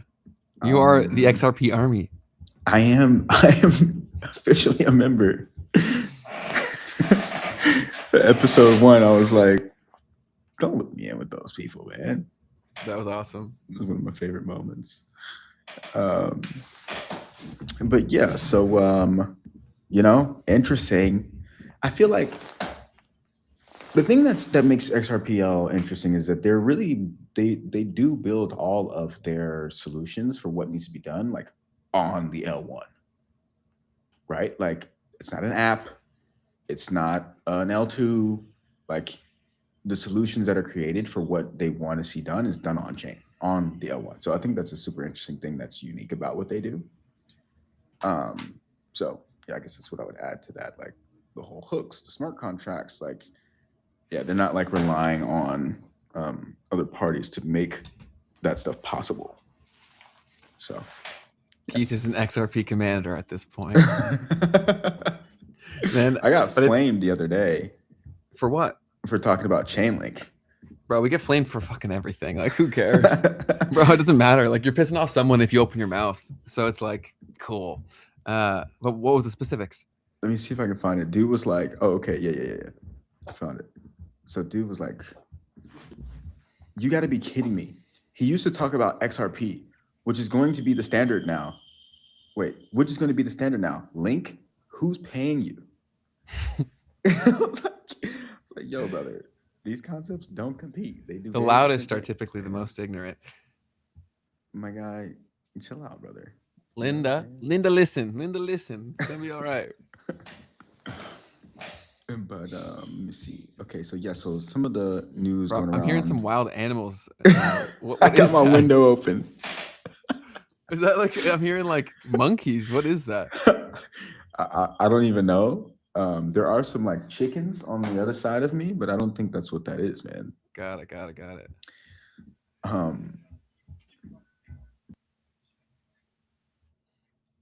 Yeah, I haven't didn't seen the deck. see it. Oh, the deck. Got it. I've not been seeing the deck. Sorry, he's been sharing his screen. It's in the it's in where now? Sorry, I was blowing smoke. Yeah, I don't know. Did you share that with us? But let me just keep it going for now. I've seen it in the content channel. So another piece, X Money reportedly launching with 6% APY up to $10 million in FDIC insurance, an unlimited 3% cashback, and a physical Visa metal card. Whoa. Wow. Physical card, metal. Wow. I mean, whoa. That's compelling for someone who wants to use money services, right? Yeah. They'll be able to offer some pretty crazy stuff when they start to roll out crypto, which it'll make it, with everyone being poor, it'll be too good of an offer to refuse for most people.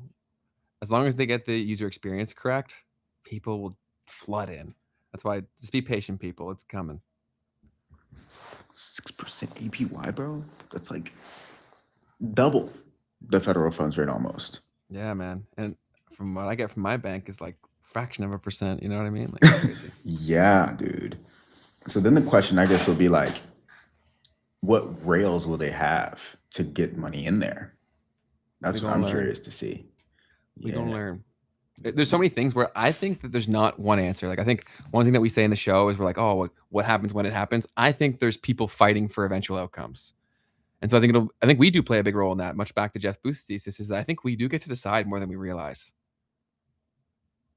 Like if we get tricked into one and we just follow the one that Mr. Beast tells us to go down, then of course, like then we're cooked. But it's like, do you have a brain? Are you going to look into what you're doing? Are you going to make a decision that aligns with your values? That's up to you. Most certainly, man. 6% APY, bro. That's huge. That's gonna get a lot of people going. Next piece, WhatsApp. This is wait a minute. Your phone number is personal, and sometimes you want to connect without handing it over. That's why we're introducing usernames for WhatsApp. Oh my! I didn't even see this. Starting this week, you can reserve a username to use later this year when we launch the feature. It takes just a few seconds. Go lock those up, people. You can probably sell those in the aftermarket. Go lock those up. But it's probably violating the terms of service, so I don't recommend doing that. But yes, secure it for yourself. That's right. Secure your future. What the heck? Why have they taken so long to do this? This has been a massive issue. It's an internet service. Why do you need my phone number to be attached? I understand why you might need my phone number so that I don't spam, like for like DDoS attacks and stuff. But like, brother, why do you got to give my phone number out to people when I'm trying to connect? It's an internet app. Yeah, that's a very fair point. I'm sure there's some technical reason or legal reason that we're not considering or privy to. Nah, bruh. No? No. There's got to be something for why they haven't done it. They're waiting to do it now. But I don't appreciate for some purpose. That. Well, let them know. So many people that I had to give my phone number to have to talk with them on a voice over internet protocol application, brother. Mm-hmm. Like, just give me a login in an email. I mean, in a password. But I think people liked feeling like it was their phone. And it still is, brother. I know. But like, people were like, because case in point, right? Instagram was a new thing, or Facebook Messenger was like a separate thing, but WhatsApp was competing with the phone, like the psychological space for like, how do I communicate with this, right? So if you separate it too far, it's a new thing. I don't want to make a new account, but this is, I get to phone for free. It's a psychological thing. No, that's super fair. Super fair. Because yeah, that's what they did. They snapped. What's up, Asipa? Cool. Perfecto. So now our next piece. Let me tee it up for you guys. Ford. Tee it up for me. Rehiring veteran engineers. So apparently Ford rehired over 300 experienced graybeard engineers. AI systems failed to match human expertise in spotting vehicle flaws. Whoa. So now these engineers are now mentoring staff and retraining AI models. Ford achieved top JD Power quality ranking for the first time in 16 years. But what is the one thing in the JD Power stuff? Like, those things are always such horse shit. Like the awards that these companies win, and then you look into it and like it's owned by some parent company who gave them that award. Shut up. But social proof, it's one of the elements. But yeah, it'll be interesting to see how much of this continues to happen. One, out of genuine necessity, where these tools aren't as good as a lot of people thought. And then two, also there's an optics, right? If AI becomes like the Antichrist, if you're going against that, that might give you positive sentiment, right, in the marketplace. So it'll be super interesting to see it. I don't think it'll be the only thing to happen. There'll probably be more. Yeah. But yeah, on the award piece, it's all bought and paid for. Next story here: Ukraine apparently seizing an $8.3 million tether transfer. They've seized it from hackers to their state agency, Arma, for the first time. So assets from a ransomware-linked international hacking group are now under investigation, and this signals Ukraine's push toward national crypto reserve management amid their war funding needs. You know, that actually just brought me back to the fact that Vitalik, I'm pretty sure, donated to Ukraine at the beginning of the war. Interesting. Let me try to find that. Let me try to find that real quick. Yeah, he made a significant personal cryptocurrency donation to support Ukraine shortly after the Russian invasion began in 2022. He transferred 5 million in Ethereum, which is 1,500 ETH. Did you see sorry to cut you off, man. Did you see Tucker Carlson talk with that like Russian guy yesterday, I think it was? I did not. Definitely recommend watching it after it. You don't need to watch the full thing. You get the gist of it after about 20 minutes. He basically repeats the same thing over and over again. But you know, he said that like Russia will probably become more of a main character again here pretty soon. It seems like that point is now starting. Senior Russia. Yeah, I think Russia is definitely entering the chat. Senior Vladimir Putin. I met a Russian the other day. How'd it go? I was like, yo, привет. Next piece, Polymarket. Military bets getting exposed on 60 Minutes now. That's big time television. So this guy, I think, has had some runs. He runs a company called Bubble Maps. Wow, brother, what is that? That's the cat that got the cat got unfrozen. Is that on my end? Yeah, brother. I don't think that's me. Oh snap! I thought that was Trevor, dude. Yeah, my cats are chilling. They've been good boys today, man. Yeah. I don't think so it's 60 Minutes. This guy with the Bubble Maps company. They've highlighted 9 linked accounts that won 2.4 million betting on U.S. military operations. Yeah, is that thing okay? I don't know what's going on. Nicholas Vyman revealed that the accounts had a 98% win rate. What is that, dude? A 98% win rate, according to the blockchain data. Bets focus on sensitive events like potential U.S. strikes on Iran, and viewers are concerned over possible insider leaks from government and military sources. I might play this clip while I go figure out how that's even possible. Save that cat. Based in Paris, Nicholas Vyman's small data analytics firm Bubble Maps creates visualizations of bets on Polymarket to spot bubbles or clusters of suspect traders. One paradox of Polymarket, everything about the trades is totally transparent and public, except the traders themselves remain anonymous. This big cluster in the middle, no one talked about it. The firm's head of investigations goes by his online handle, Deebs. He asked us to obscure his identity over fears of retaliation for his detective work. They shared for the first time what they believe is a more egregious insider trading case than Gannon Ken Van Dyke's. We spotted 9 Polymarket accounts, all connected, who made collectively $2.4 million, betting almost exclusively on U.S. military operations. Van Dyke made 400,000, here 2.4 million. And now here's the crazy part. 98% win rate. Wait.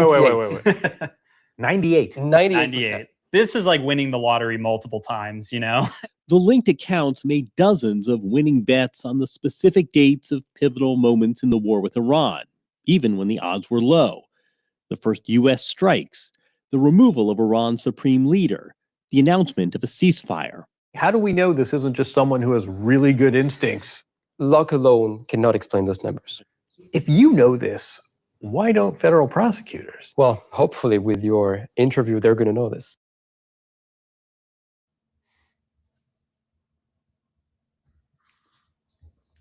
What's up? The cat, I guess, just does this sometimes. I saw this guy hop out of his car. He obviously heard this as well. Takes a rake and just like shoos it away. Like hits at it, and then he just shuts up. Like, what is going on? That's wild. But yeah, this stuff, all the Polymarket stuff is not that surprising to hear any of this. I think that we've been talking about these things on the show for quite a while, but now it's becoming tough to argue with all the data that's being compiled. 98% win rate? The fuck? That's ridiculous. Insane. That's like the opposite of like traditional gambling. You usually have like a 2% sustain, like whatever. And now you're flipping that on its head. Like the house. I wonder who's the house. Yeah, that's crazy to think about for sure. And I mean, this just also says so much about the fact that like Polymarket is built on blockchain. Like you can see this, you know. Fascinating that I guess that you would even use that kind of a technology to do this. Like brother, you're supposed to like do it in private if you're gonna do things that are ethically messed up. Yeah, it's messed up, man. It's making a lot of people that would never have been addicted to gambling. People know our thoughts and opinions, but it's wild to see more and more of these stories popping up. Yeah, man. So today we do have some things to react to. Like memes? So, yeah, it's time for the memes.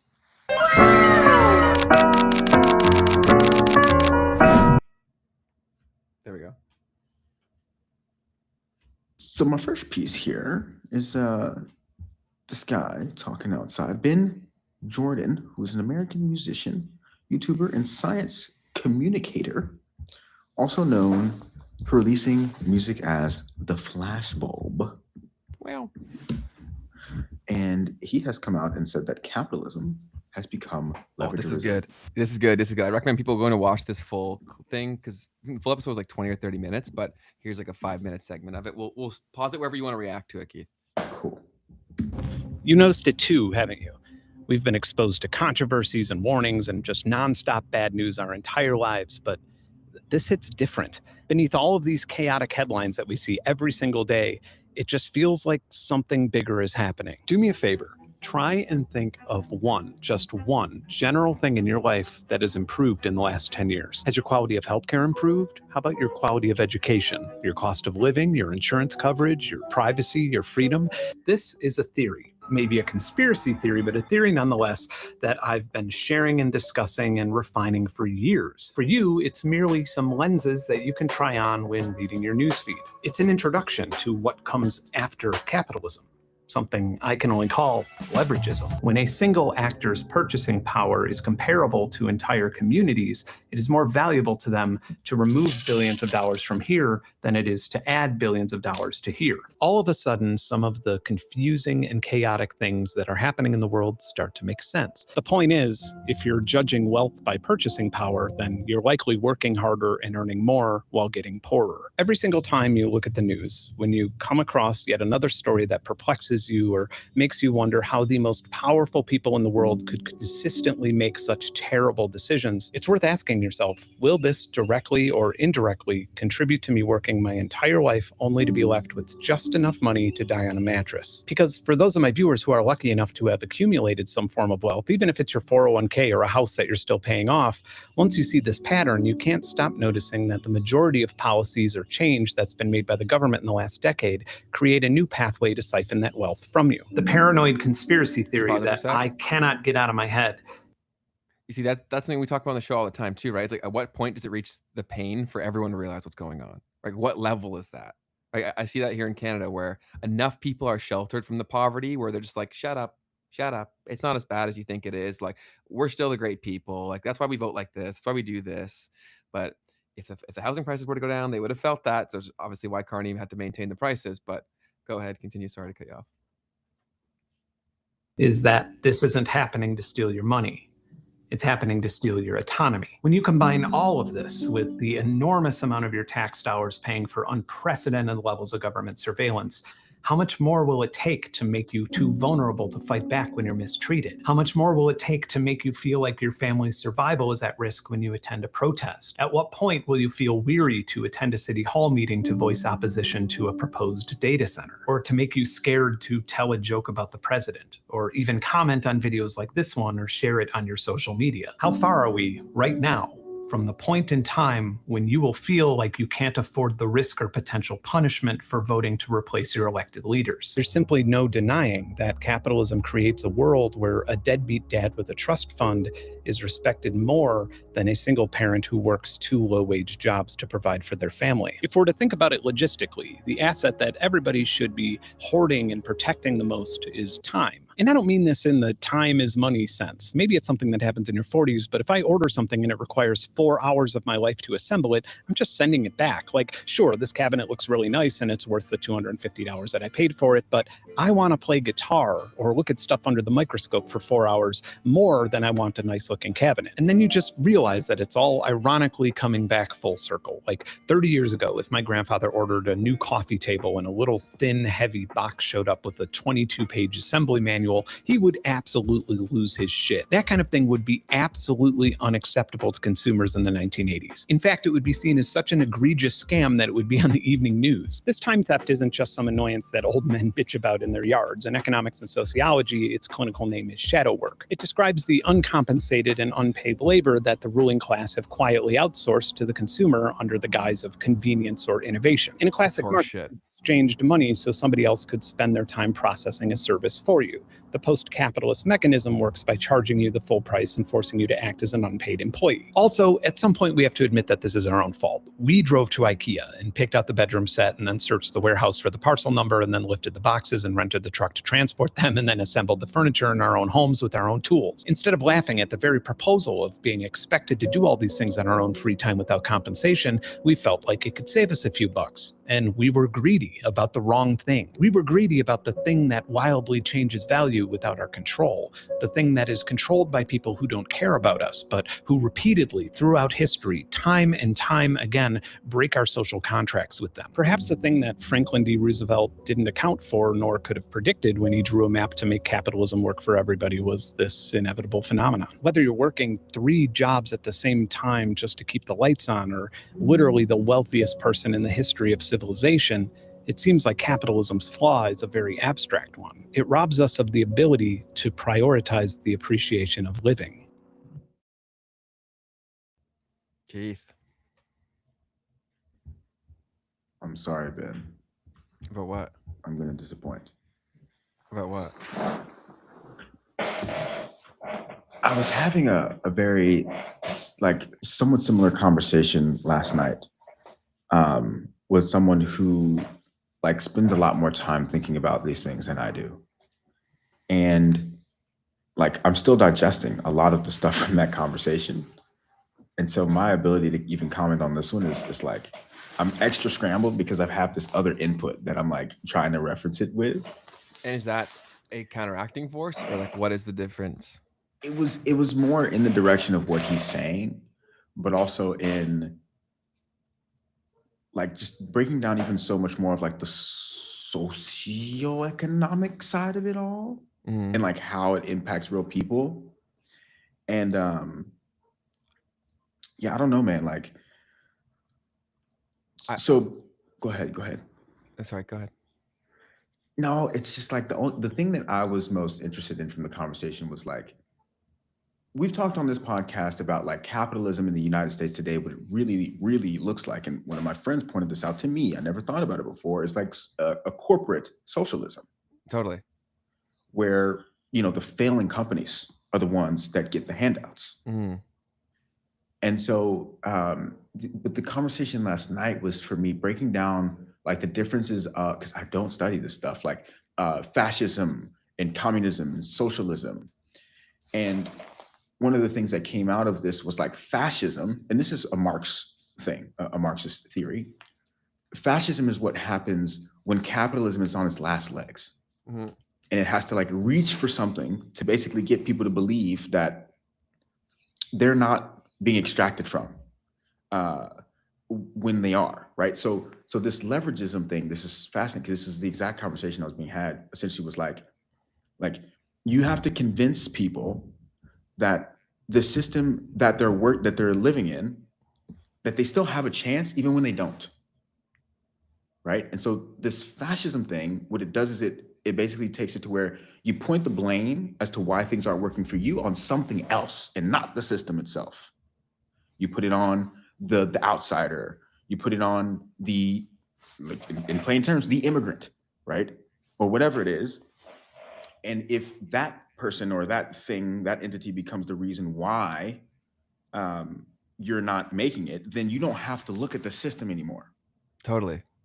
It's a lot easier to have an obvious answer, an obvious out, right? And so that's what they do all the time. The people who run the thing give you that. Yeah.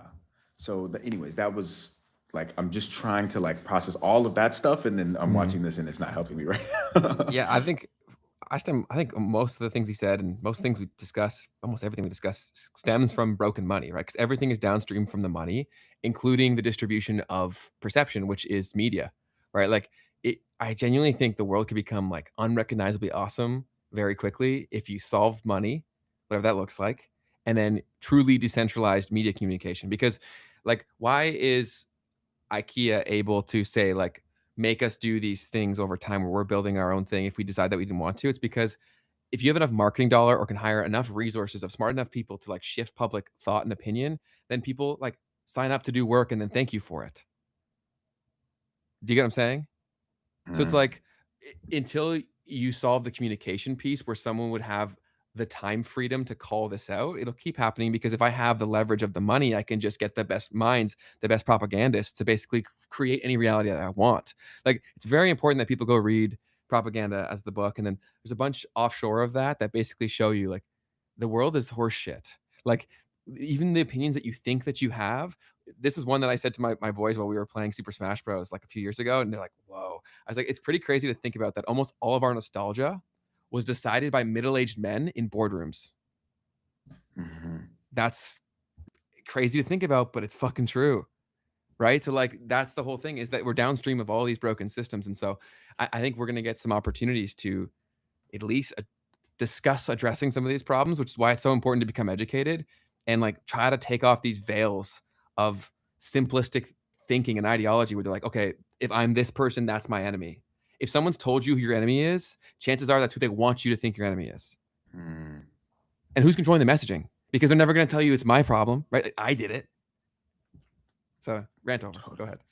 No, man. Super fascinating conversations. And like, yes, this person that I was speaking to was a communist, or like they believe in communism.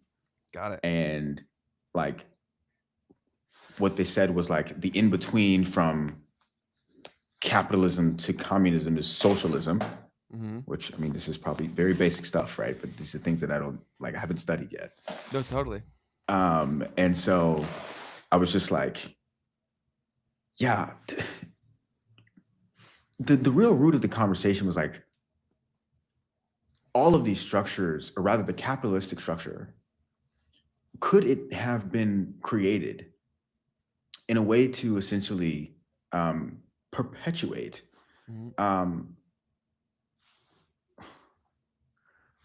yeah, I don't know that I can actually say that. Like, could it be a system that reallocates resources based upon like different types of abilities that people have? It's such a fascinating thing to discuss because there's so many layers to it. But how, like, my very silly way of looking at the world is essentially the more research that I do, it seems like the anchor point was like the money. And then anytime there was a party that potentially like would either give something different or take it down, they basically lumped them in on the game. Right. And they've done that most recently with S&P 500. And that's why we have the situation today where most of the people bitching about AI, their primary holding is the S&P 500. And they don't even realize the contradiction. So it seems like it's just finally gotten down to the everyday person where we're all in on it. And we're all looking around being like, whose fault is this? I'm going to kill him. I'm going to kill him. It's like, it's you, jackass. It's you. It's all of us. And I'm referring to myself in that as well. Right. Totally, man. So it's, yeah, I think a lot of this stuff's made up. Like a lot, even the terms that we think about, it's like it was the system's ability to create something else to become the boogeyman. Do you know what I mean? Yes, sir, man. Real capitalism is closer to anarchy. And what do you mean by that? Yeah, I guess without the support, right? Without the structures of the capitalism, right? A true free market, I guess. Yeah. which is interesting. Yeah, it'd be if we ever do get to see the reality that Jeff thinks is coming, we'll get to see people's true human nature, right? Yeah. So I'm starting to get some of the bells again. So like the leveragism thing, like, so I've never thought about this properly, I guess, because I'm indoctrinated into beliefs that We I all have. are. Yeah. But it's like people, what if there were a way for people to all just work less, right? But everyone's working for each other. This is the communist belief, I believe. Versus, right, you having, like, the goal being for people to work for you, right? And then you get to accumulate all of the resources, right? You are the one who leverages them. Like, you are leveraging other people's time, so on and so forth. And so, yeah, so it's just such an interesting thing, because I never like thought about it. The proposition was you actually work less, and that way, but because no one's being exploited, like you're like the same amount is getting done, because we're all working for the overall greater good of society or whatever. And then my question was like, okay, but like, what if I want to work? Like, what if I want to work more? Then what? I think you should get more. And that's what I think is a part of that ideal that they painted out, is like, yeah, you could get more. Because my question also was like, what if I don't want to work forever? Obviously, the goal is that you don't work forever, but what if I want to work more now so that I can work less later? Because that's the only reason I like capitalism, right? It's because, like, I want to fast forward that. Yes, totally fair. Yeah, and you're willing to do that. You're willing to be better. You're willing to work more. You're willing to do things that others aren't, because you know 100%. the payoff later, and so you can do that. But and a lot of this does deeply connect to the point that Jeff's making, right? Because if all of this, like, the world is conducted by energy, right? Like, even finances, that's just a philosophical, energetic concept that shifts human behavior. His whole thesis is anywhere where this takes place, it's so overwhelmingly positive from an energetic force that it's unstoppable.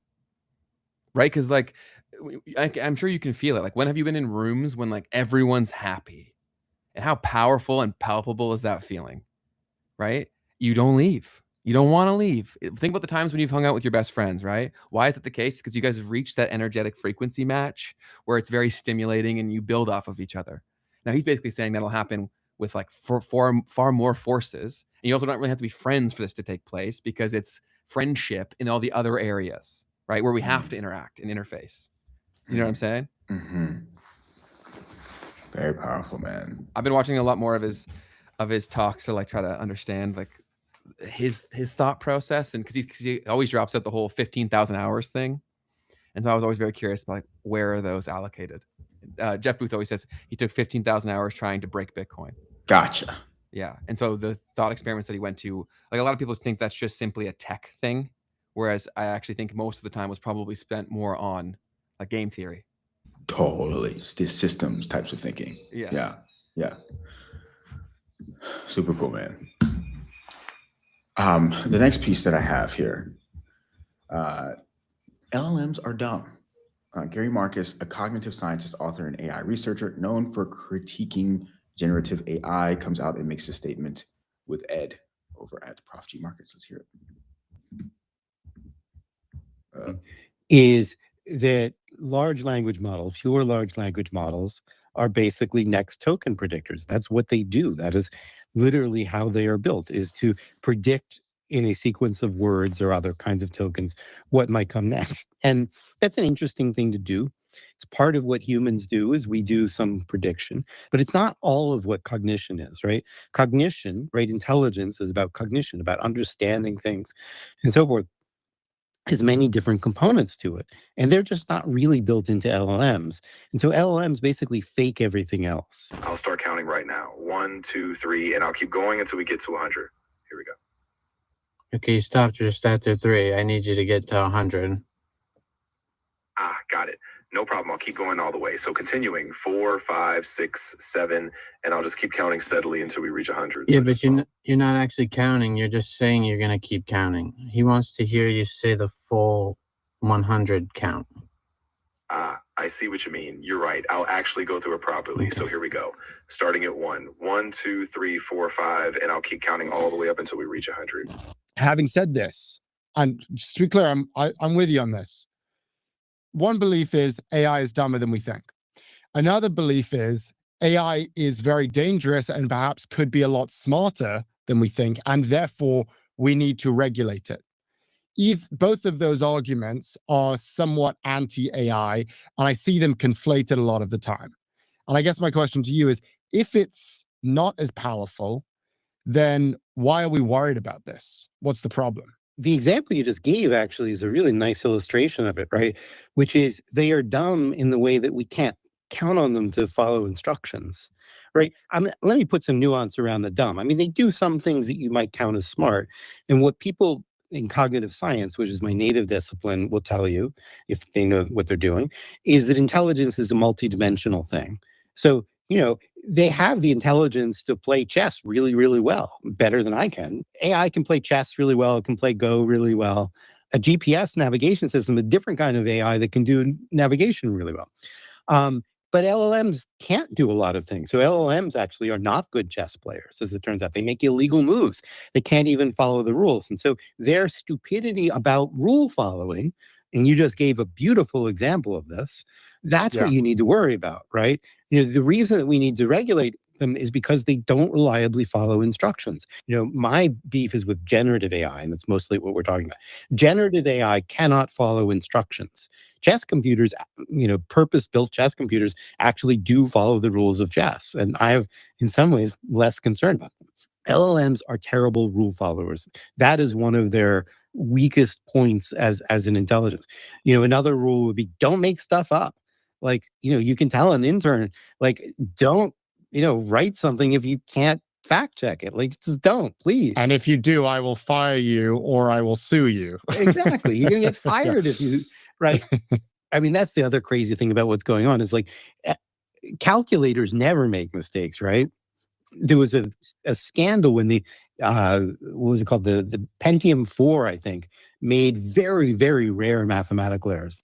Huge scandal. They had to recall the chips and stuff like that. Somehow the standards have fallen. Like, everybody knows LLMs make mistakes all the time, and they're perfectly happy with it. That is a fascinating thought experiment there, because some good stuff in the chat. So Phosphate says not all AI are made equally. So using a bad AI to justify not regulating all AI is a sheep in wolf's clothing. And then What a Sale says that AI is playing him. Who's the dummy here now? Who knows? Who knows? I do think that these tools are massively impressive at things that we have assigned a lot of importance to in the current system.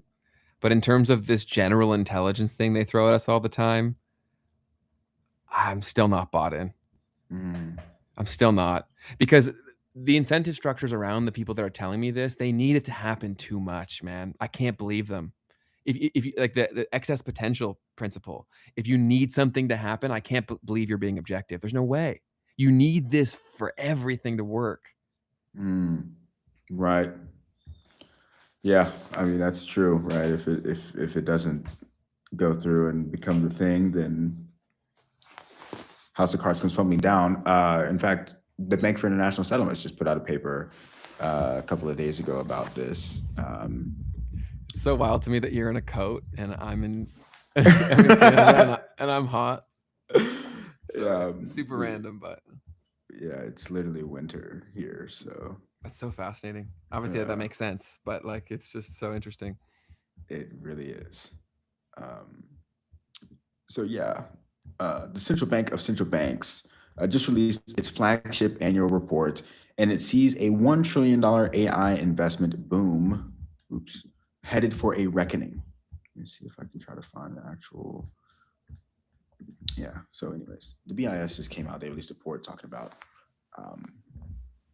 basically saying, look, this is a real danger. If this doesn't work, then everything will crash. I didn't read the full report, but those are the things that were coming out of it, at least. That could have all been part of the plan, right? To crash this thing to move into the next one too, right? And AI was just a vessel to do that.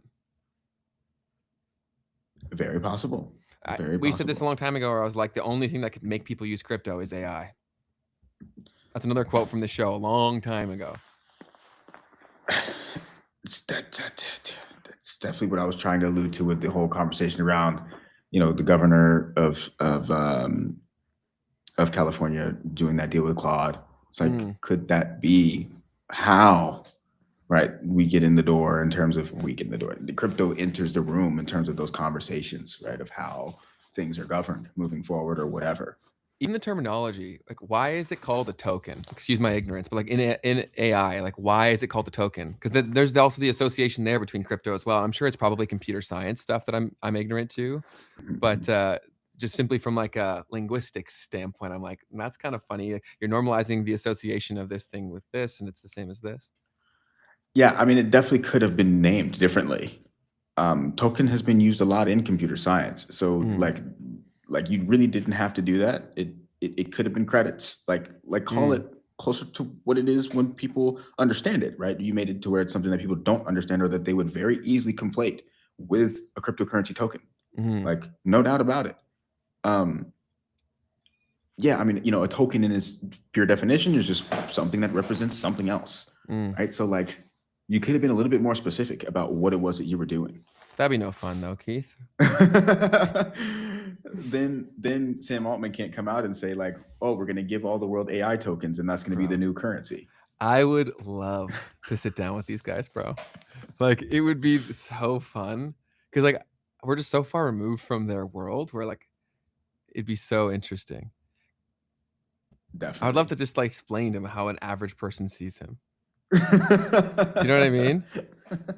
Because they never do that because they're always afraid. The closest one would have maybe been Tucker, but Tucker didn't really challenge him for that. He just said like, oh, this is a messed up issue with the whistleblower guy who died. Yeah. That's like the most he's been pressed, and it wasn't really about optic, besides that incident. Yeah, I wonder if anyone pressed him about the Koenigsegg thing. What's the How he was, Koenigsegg thing? In the multi-million-dollar sports car and like putting his statement of like how he doesn't care about money next to it. Like, totally. Yeah, I'm not doing this for money, and then his car is worth like $1 million. Yeah. Fascinating. But what do you got next? Next piece, we got Ed, our favorite AI guy, talking about how AI is burning billions. Ed Zitron is a tech critic, a writer, PR executive, and host of the Better Offline podcast. And he basically says OpenAI and Anthropic are losing billions while taking on massive compute commitments that they still need to justify. So let's hear exactly what he had to say. What's happening now is over at Anthropic, over at OpenAI, they're both losing billions of dollars. Yeah. But the real problem is that these companies have to keep growing. They have over $1.1 trillion of spending commitments. They are the future revenue stories of Oracle. We can get to Oracle. They might die. Microsoft, Google, it would be so sick. Google, Amazon, Microsoft. They are, I think, half of their upcoming revenues, their remaining performance obligations. And these companies must grow. They must keep growing, or just half of the upcoming revenue of the largest companies in the world just won't exist. And that's really bad because these companies lose so much money that they run on venture capital. It's not really clear how the maths works out, but if you ask AI boosters, their answer is it will work out.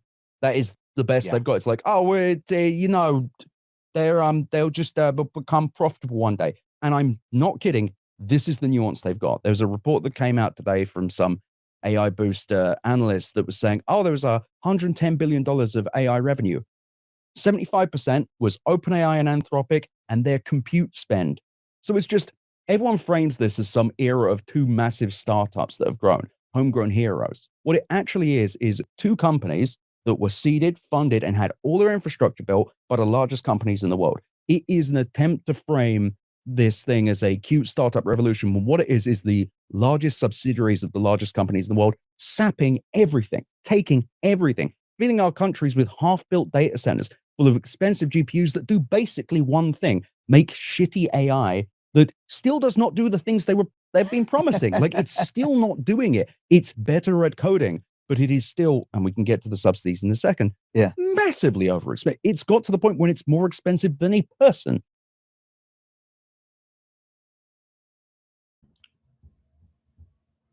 Uh-oh. What's up? You still there? Yeah, I was waiting. I thought you didn't want to cut you off. Oh, no. No, man. This is another thing that you have to think about from like the game theory perspective is like the last generation of business, you got to think about their flow of capital, right? Like as they accumulated leverage and resources, like just think logically, like, where is their money probably sitting? How many places is there for it to sit? Like, some of the most respected and trusted people from the last wave of business, like, they're in on this as well, whether they're aware of it or not. Right? It's like that's why when you go on Twitter and you hear about how AI, like, if you're not a AI futurist, you're considered an idiot. It's because the highest leverage players there are telling you that it is going to happen. It's bound to happen. And whenever you try to Pokemon it, one, I don't think enough people know about it to actually try. And then they usually go with the whole, if you've seen what I've seen, you'd know.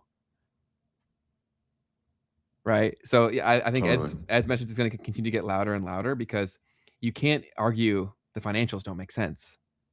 Like, of course, they always say, even when I made that post on Instagram that popped off, people were like, oh, it's fine. They've done this with every other sector. And I'm like, I don't know. Not like this.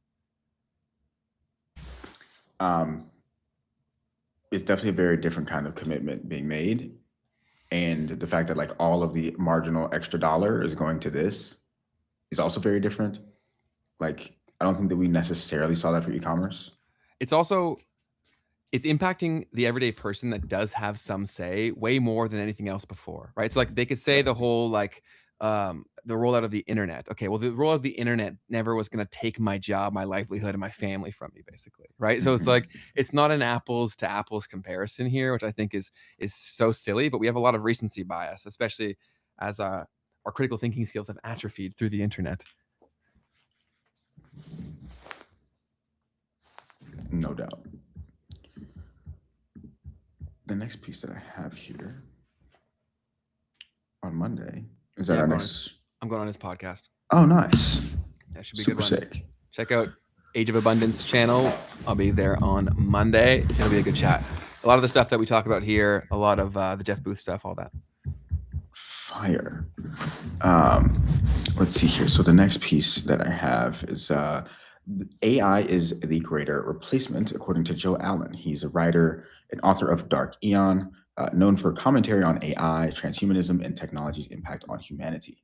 It's really obviously, people have talked for a long time about the great replacement, right? The intentional policy of opening borders and bringing in foreign labor in order to subvert the native population's wages and to basically cripple their negotiating power, to dilute their vote. Well, what we're seeing now on top of that is a greater replacement.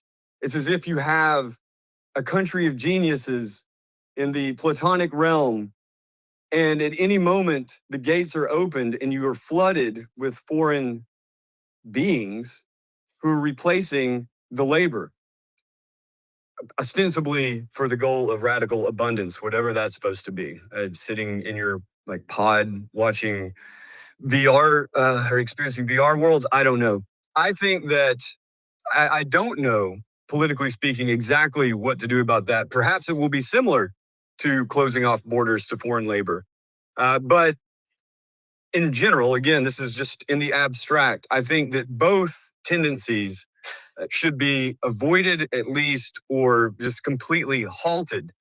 It would be best if AI companies decided that this mass transformation is more for their benefit than for the benefit of the people who this is being pushed on. But in the absence of that, I think just total rejection from the populace, from corporate CEOs and from government agencies is going to be necessary. How's that going? Not so hot. A lot of people who believe in the great replacement theory and all of those things, I've heard people say similar things to what he's saying in terms of the fact that this is kind of an act of desperation because their plan to roll it out through human beings wasn't fast enough or efficacious enough. And so now they're basically trying to expedite the path through this AI overlord that will run everything. Your thoughts, Keith? I have none.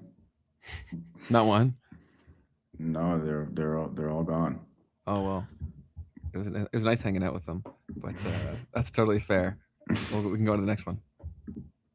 I've got Simon Dixon saying that the media is the government's control tool, something that comes up pretty often here on the pod. Thanks to Ben. Simon Dixon is a Bitcoin investor, author, and co-founder of Bank to the Future, focused on Bitcoin finance and monetary reform. So he basically makes the argument that mainstream media functions as a tool of government and institutional control, shaping public opinion through fear and coordinated messaging. Let's hear him say it on this podcast.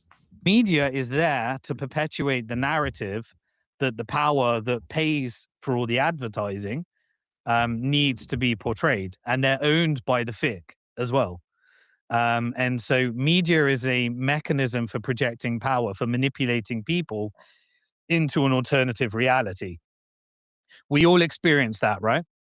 We were in COVID and we were watching the TV, and every day we were being paralyzed into not leaving our house because we were being told that we would be a grandma killer if we left our house and didn't wear a mask and didn't do social distancing. And every day we had a clock that was saying how many people we were killing, and it is our fault unless we get a vaccine. And if we leave our house, then it's our fault.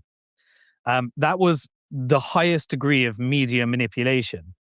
And then we were showing deaths all around the world, and that we would kill our grandma if we leave our house.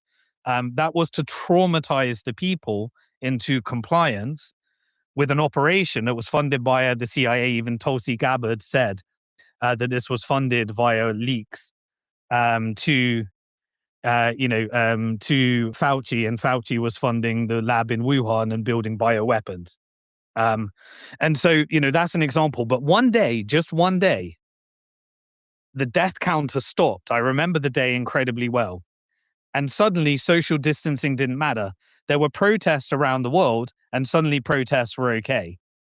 And we were told, oh, by the way, yes, everyone's vaccinated. COVID's not a problem anymore. That day was the day that Russia invaded Ukraine. And all of a sudden, the media machine switched. No death counter, no social distancing, no problem with COVID, nothing. And suddenly, we were all told that we need to defend democracy, and we are the defenders of democracy against the next Hitler, which was Putin. And so the media machine comes into full tilt.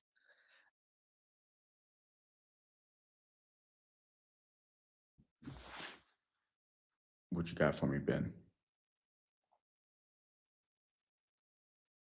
Sorry, I was just writing a note to package, like how to package that clip. So it's Plato's allegory of the cave, right? Like that's what happens all the time. And I think the most painful, widespread one as of late for us, that's been pretty privileged here in the West, has been COVID. But the rest of the world's been pretty messed up for a very long time. We've just been sheltered to it, right? And so we don't realize how messed up it is.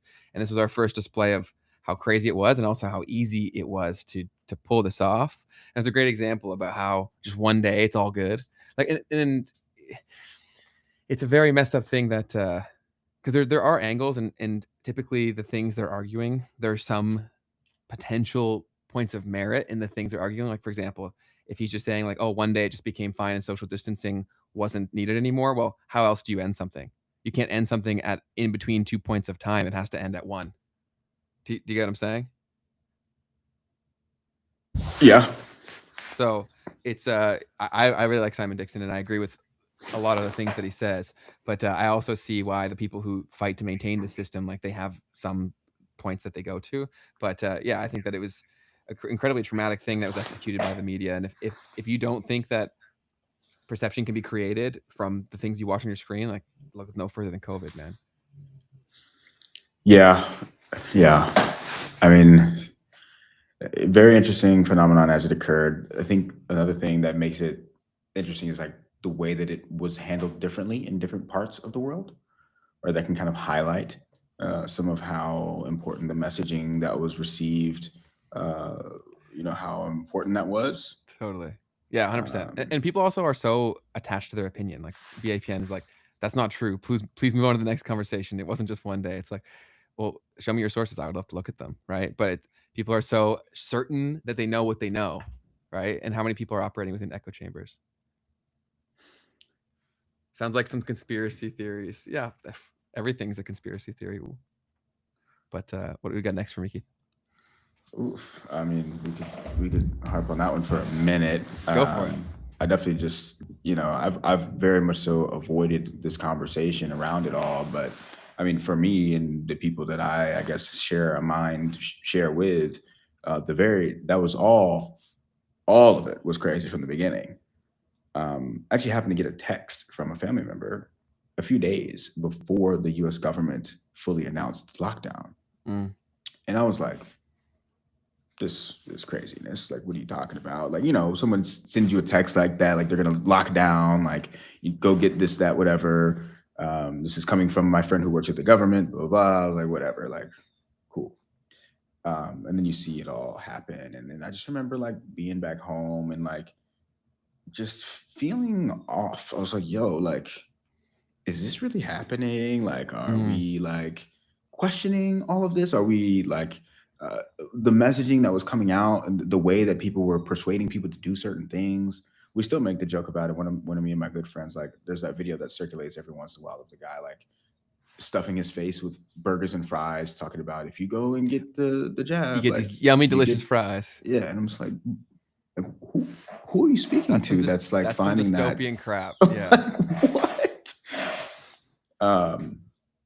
Like anytime that there's something that's good for people, you most of the time don't really need to create some massive campaign to get them to do it. But there was very obviously a campaign. I remember seeing also the health administrator in the United States going door to door in like Brooklyn or something and like knocking on people's doors and saying, hey, like, have you gotten the thing yet? Da, da, da. And like showing people like, see guys, like people are doing it. And I'm just like, what is happening? Like, why is this being promoted in this way? And then when you look at the economics of it all and what happened at the very beginning, what did they say? All of the manufacturers of the thing, they were abstained from they were absolved of any wrongdoing, any harm that would come from it. Well, even very recently, didn't they release the Fauci files or something like that? Very, very recently. I haven't even seen any of it because it's just like so over with for me, It like was the girl who has a very distinct look. She's got like black and gray hair. I can't remember her name. Somebody help me out in the chat. But basically, I think on her last day, she released the Fauci files. But then like the day after that, or even that day, it was found out that she had a lot of connections to this cult. I'm trying to find this lady because I could be screwing all this up, but I do recall hearing this. I do want to respond to Phosphate because I do think go it's for a it. great question. I still want to hear what the motive for lockdown would be. It sounds reasonable that lockdown would be to prevent contagion from spreading. I want to hear the reasoning for it to all be fake. Yeah, so I mean, I'm definitely not claiming that it's all fake. People died, people were sick, and that occurred. What I am trying to convey on my part was like, yo, the messaging around this is off because like to me it didn't matter what else was going on because it was very clear that there was coercion taking place through the media. Like they were trying to get people to do something. I don't know what else is happening because this is what's obvious. Like I can't go out and check everybody and see who's dying, who's not, or who has a disease. I see on my TV these people are trying to feed me something that's clearly not like what they're saying it is. I don't know what it is, but it's not what they're saying it is. So anyways, a motive would be, well, first off, this was a massive control event. So what happened to the economy during that time? It shut down. Okay. Like that was a decision that someone made that said that this was worth shutting the entire global economy down for. Somebody had to weigh that in the balance and say, are we going to shut down the economy or are we going to tell everybody to stay at home? Or excuse me, are we going to tell everybody to stay at home or are we going to let this thing happen and see what occurs or whatever? Someone had to make that decision. And that's either being made by somebody who is a really good person or somebody who knows they won't be impacted by it. What do you think is more likely?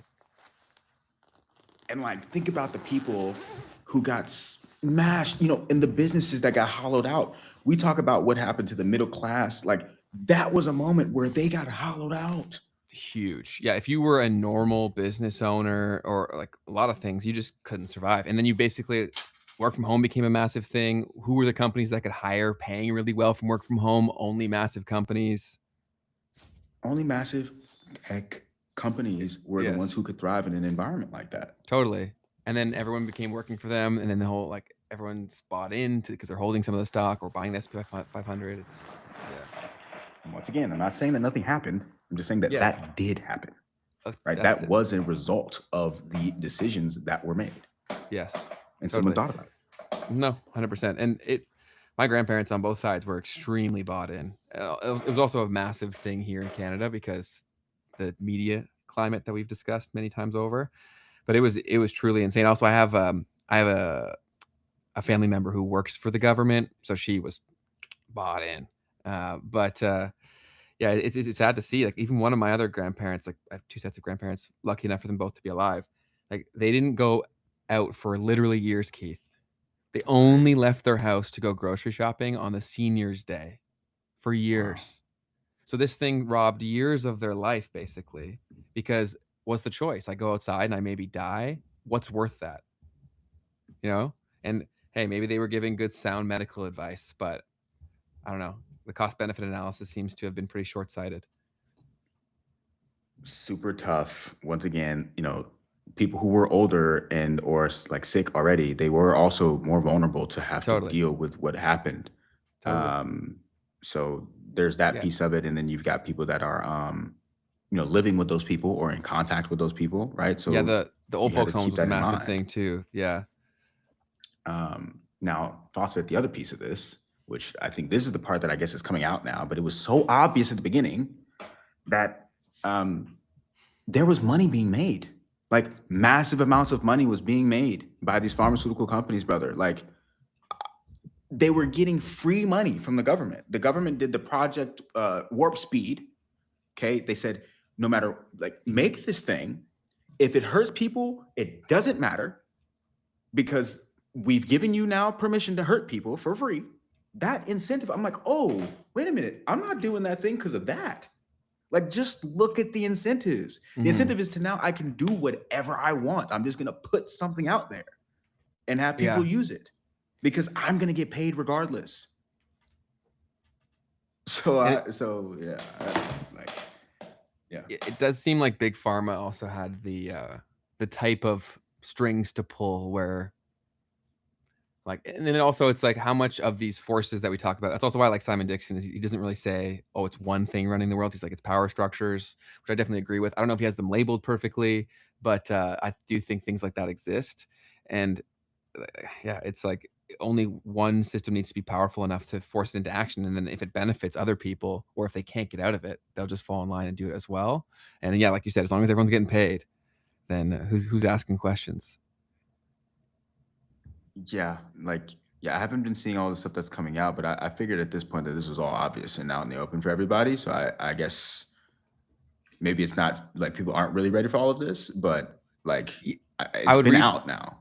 I would read the Tulsi Gabbard. They helped me out with the chat. I saw RD and then a few people helped me out. So thank you for that. I think it was Derek as well. But like Fauci was supporting gain of function research and was the health administrator in the United States and was getting a stupid bag off of what was happening. Yeah, that guy gives me the craziest ick when I hear him speak. But there's also some... And he got pardoned. Sorry. He got pardoned. Like, what does that say? All right, I'm done. Yeah. Totally. Please get Dre dossier. We've tried. She doesn't like to do shows, apparently.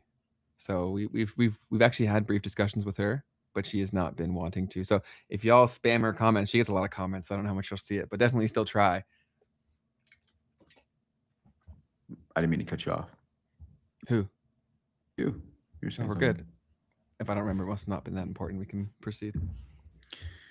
The other piece here. Fuck this guy. Came out a few days ago. I put some of him in my video today. Jeremy Grantham, a British billionaire and investor and co-founder of the investment management group GMO, had some thoughts that he wanted to share with the world about crypto on CNBC, and this was a lot of fun. So let's play it. Dare I ask you what you think of crypto? No, you don't. I think it's a useless speculative mechanism. That goes to zero in your calculus? No, years and years, decades and decades, it will dwindle away, I suspect, not with a bang, but a whimper. And you think that because? Because it's not a stable form of value. It just halved, didn't it, for no particular reason in a strong economy. So you can't depend on it in that way. And by the way, over the same time period, gold made a strong gain. Yes, it's down from the peak, but it's made a strong gain over that time period. People don't use it to make serious trades. They don't use it to buy their dinner and pay at the supermarket. So what the hell does it do? What it does is allows crooks to move money around without leaving a trace. Brilliant for them. But so here's the thing. You it's say, a speculative right, so you say that, and people like Jamie Dimon have made that point before. And yet, the other side of that argument would say, tell it to the person who has either made a fortune when they bought it at $5,000 and even today sitting at whatever it is, $60,000, or tell it to the person who should have bought it at $5,000 and is looking at the $60,000. Now it's different if you get to the $120,000. Yeah, one of my colleagues at GMO actually bought it less than $1. And blockchain is a real technology, and there's a lot that will transform the way things are done. Absolutely, but we're not talking about blockchain. We're talking about Bitcoin. We're talking about Bitcoin, which is, and crypto, the whole industry. And I mean, money is nothing. There's nothing that sacred about what represents a form of exchange, and the way that Bitcoin is structured. Fine. There are people that would argue with you that it has a hard asset. Other than the fact that some people have made a lot of money, like a chain letter, what does crypto do?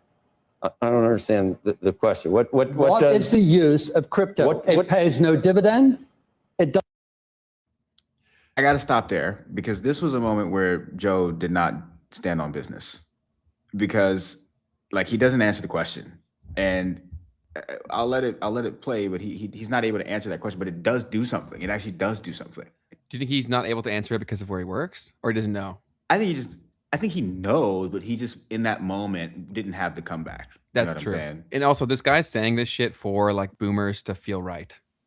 Like everyone on social media, it's either like make them angry or make them feel smart. That's the two content verticals. He's doing that right now.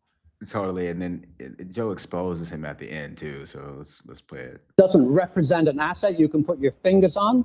There is nothing there. It is just an idea that it will go up in price. If you trust me, it will go up in price. When on an island, when shells were used to represent an hour of work, that you got 100 people, each one. Comparison. This is completely faith-based. No, it represents proof of work. It represents proof of work. You're going to be totally wrong on Bitcoin too. You're going to be wrong on everything you've covered. Proof of unnecessary work shouldn't be worth a bucket of warm spit, and it will not be. All right. It's only been 20 years so far, so someday you might be right about this. Well, this is also on display, the broken system. Like, if you're right one time, like, you shouldn't just be able to be rich as fuck forever. And I'm not saying that's a specific situation. I don't know enough about this guy, but it seems like right place, right time. That happens very frequently. And it's dumb that if you're right once, you're good for life, or if one person in your family's good, you're good for life. Like, no wonder we have so many people that can't think. Go ahead.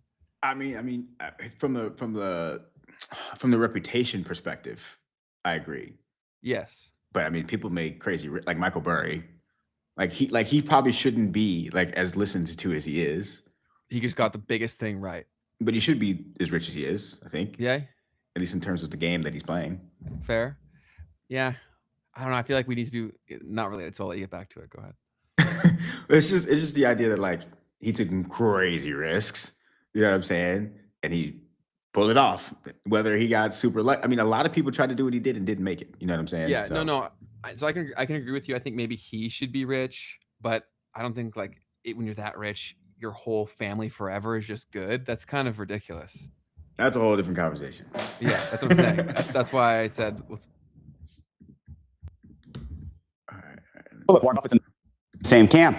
No, I know. Yes, so is Charlie Munger. But you want me to list 10 people that aren't in that camp that are? I'm just suggesting that there's a lot of smart people who also have that view. A lot of smart people who have a different view. The point is, it hasn't outlived a general bull market. We've been in a bull market since March of 2009. Right. And when we get into a bear market, which Joe may think we never will be again, a serious bear market of down 50, 60, 70, do we think it will prosper in that environment? Anybody that listened to you from 2010, you've done a grave disservice to them. So if you feel fine with that's what you do for a living. That's fine. I don't have a problem. Andrew invited you on. I'm just pointing out the facts of the situation. If Someday you might be right like a broken clock. That's what we'll say. This may be a huge bubble that we're in, but you've said it again and again and again and again and again and again and again. Takes its view from gleaning the internet. These are fine. This is your track record. It isn't my track record. I can go through and give you quarterly letters, which I have written, bracing yourself for a melt-up, a market melt-up. 2018, that's already 8 years, proves you don't know what you're talking about. And there are plenty of others like that. I don't know where to go with that, Joe. you can take them. He's scanning the room back and forth like, yo, like, defend me, bro. It's wild to watch.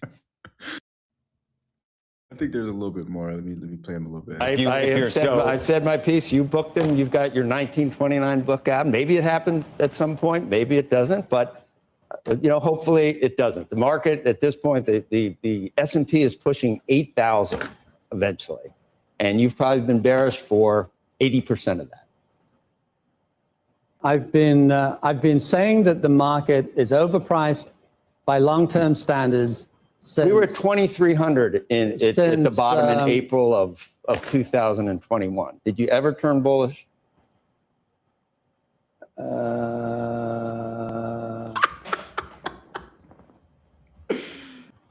So I rest my case. In the foundation, listen, I don't have an accent game. It's your guess, whatever. But this is the way it is. If you didn't write it, you never said it. Right. Okay. This bullshit from the internet is one thing. If it's in a quarterly letter, I accept responsibility. Okay. The bad news is I wasn't writing quarterly letters in 2021, so I can't point to anything. So anyways, that was the thing. Interesting. But so for like the piece on like what does Bitcoin do? Is like, brother, you cannot let someone stump you on this, guys. Like Bitcoin allows people to send money, okay, from one place to another with no intermediary involved. That's a really big deal. At the very minimum, that's an answer to that question of what does it do? Like poking it like, brother, that's a very massive use case. It's huge, right? But it's built on the foundation of so many assumptions of things staying the way that they are, right? And obviously, with someone that's that financially successful, obviously he'd have the opinion that he does. Yeah. And people call him out, oh, he's old, this, that. Like, yes. I would say, like, dude, at this point, like Joe roasted him. He's like, dude, 20 years now. Like, you were not as old 20 years ago, brother. So you've had time, you know what I'm saying, to like process or change your opinion. And some people they're just not doing that. I think it's just a matter of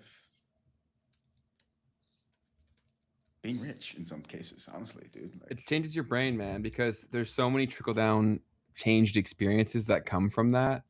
Like everything, right? Like how people talk to you, where you go, who you're around, the things you miss, right? In terms of what you don't have to do anymore. Like it can't not change your brain. And yeah, that was crazy. That was so. Yeah. I kind of thought it was like an edited version. When I saw that, I was like, "Is this a meme?" No, yeah, people were roasting them there. They're like, "Oh, that's the internet conversation." But yeah, that's an important point. Like everything around you actually can change from that moment forward, and so all the different permutations of who you become, like you've entered a whole different version of yourself when you're going down that path. And for some people, it doesn't make a difference. I'm trying to think, like at least not that difference. Excuse me. Like it doesn't prevent you from being able to see these types of opportunities. Is all I was trying to say. Mm-hmm. Mike Novogratz, like pretty, well off dude. He saw this going on. He was like, wait a minute now, hold on. Like think about the bankers today, all the bankers today that still don't get it. They still don't pay attention. They still don't believe in it. Like Mike Novogratz was a banker 20 years ago, paying attention to this stuff. So it's like, shoot, some people, are thinking and looking. Yeah. Well, it's 'cause they also know they're rich enough to be wrong and still survive. But it right? But if they bet on it and they actually are wrong, then they're cooked. So like from a survivor's point of view, like there's not really that much benefit to them to do that. They're pure downside. Yeah. Yeah, unless you see it as like, oh snap, this is literally like redefining what my wealth is. Right? That's the only Yeah. way you can make that bet. Definitely. But I'm saying they also have the like because they have so many resources, they have the leverage and the opportunity to be really late and still win really large. No, that's a fact. So like there's no point in being early for him. Why would he do that? For Jeremy Grantham, you mean, or for who? The old guy. Which one was he? The guy that we had on screen? Yeah. Yeah. Or even Warren Buffett. Like he doesn't care. Like why would he? He can be wrong. He's good. Oh, last minute we're switching over to this. Cool. I got this many billions of units that everyone else is competing to switch over to. Like I'm still good. Yeah, 100%. Great thought there. Next piece we got is Jeff Booth on debt in the basement. Jeff Booth is an economist. He's a friend of the pod. He's come on twice now. It's crazy to think about. Let's see what he had to say. I think everybody on the planet, Bitcoiners for sure, but everybody on the planet knows that the debt in the world is insolvent. Right? That there's no way to pay back the debt in the world. The debt in the world globally is probably over 300 trillion. It's actually probably maybe a lot higher than that today, like with dark pools of capital and off balance sheet. But let's call it 300 trillion. And go look how much 300 trillion is, right? It's like, it's so outrageous. Like do a Google search of of a million versus a billion versus a trillion, and then 300 million, and then ask the Google search or ask Claude or something, how long would it take to pay back at whatever dollars a second? And it's completely insolvent. It's a make-believe number. But that debt powers everything else. So your house, if that debt is insolvent, your asset on top of that is also worth zero. If that were to fail. All of the things you control on top of that you think you control based on this underlying assumption that this is solvent are also completely zeros. And you live in an imaginary world that the only way these things don't go to zero, all of your wealth, is if your money gets debased at an exponential rate, that you lose your power to it. And people are taking higher interest rates within it to chase higher prices within it. And the whole thing is increasingly unstable. And they know it. And they absolutely know it. Nothing I just said there is a lie. You could look at the numbers. You could say, is this true from a system of that where money is lent into existence? That money has to increase at an exponential rate. And it also has to attack the free market. It has to usurp everything in the free market and move it to government control or Tesla control or SpaceX. It has to centralize everything. And everybody operating in that thing knows it. And they still operate it. But again, when all of your centralized media is in the same thing, and all of the talking heads and all of the people that you think are superstars, they're making so much money within the thing, and they're making money from stealing your money. The higher you are, the more you're stealing. Every single thing in that is feeding the same beast.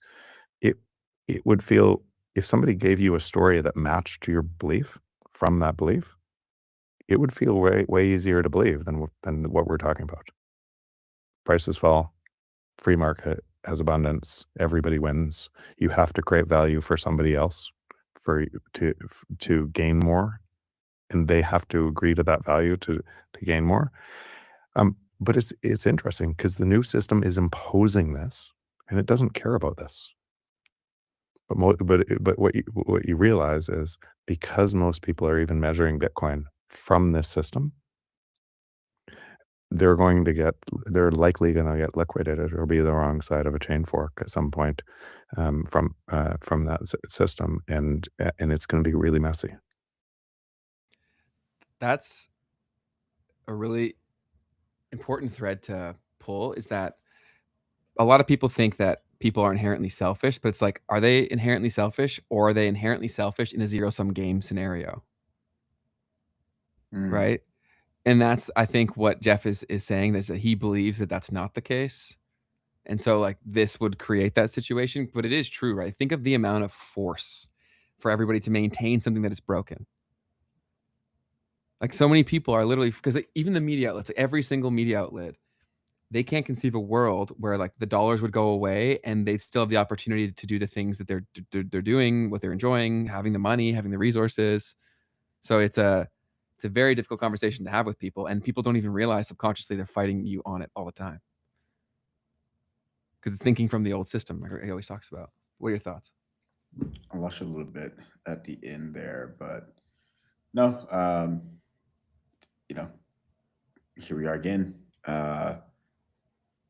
Really looking back down to the core principles of how things work and realizing that we might not have the ability to easily look at what that would be from the outside of this current system. And so I think it's a very fascinating thought experiment, and I'll continue to pull on the thread until I'm a Bitcoin maximalist. Yeah, but I still don't think that it has to be Bitcoin for that to function.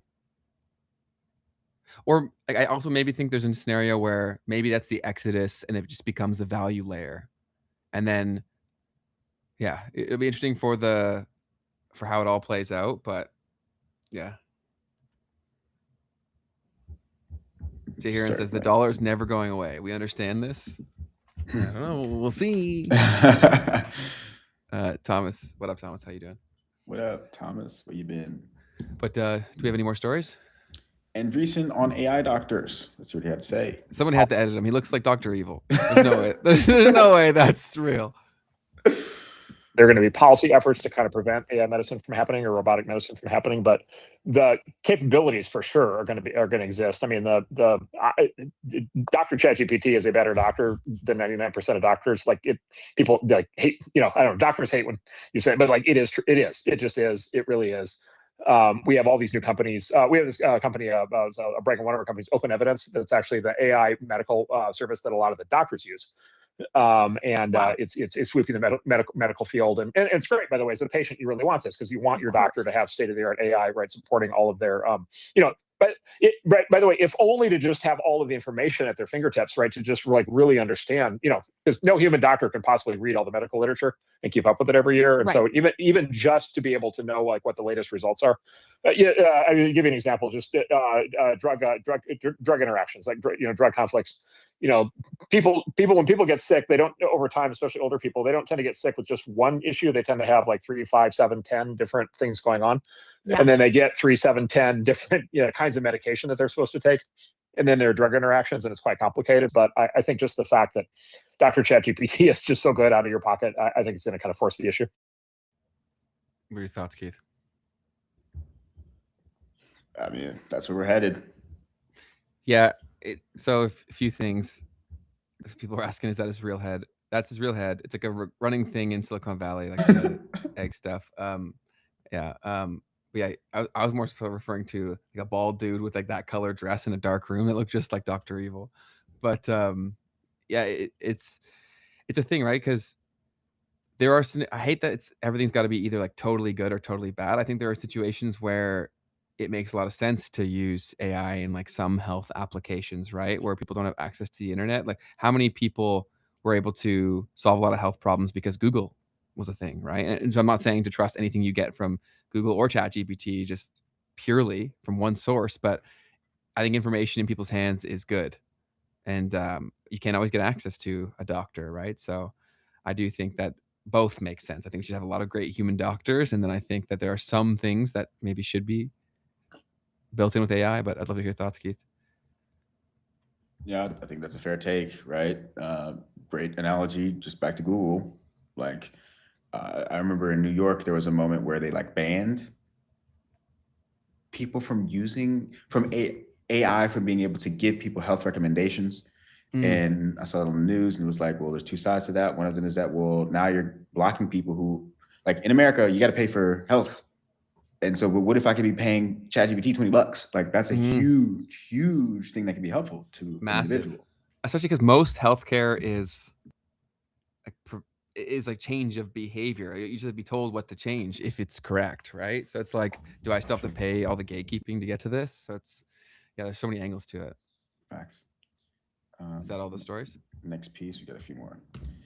Chinese AI models threaten U.S. valuations. I saw this coming up. Basically, yeah, just simple as that. But let's go ahead and see. China is starting to operate AI dumping, offering to the market better and better and better models that are pretty close to the US models, open source, so pretty much free. And that might create a huge crash in the stock market. There will be an infinite demand for AI, but there won't be an infinite number of demand for AI at those high costs. If someone tells me I can reduce this $500 million bill to a $5 million bill, it would be irresponsible not to take that deal. And that deal is going to be available on the market. And when that's done, it's going to be very difficult for Anthropic and OpenAI to justify charging such high prices for their models.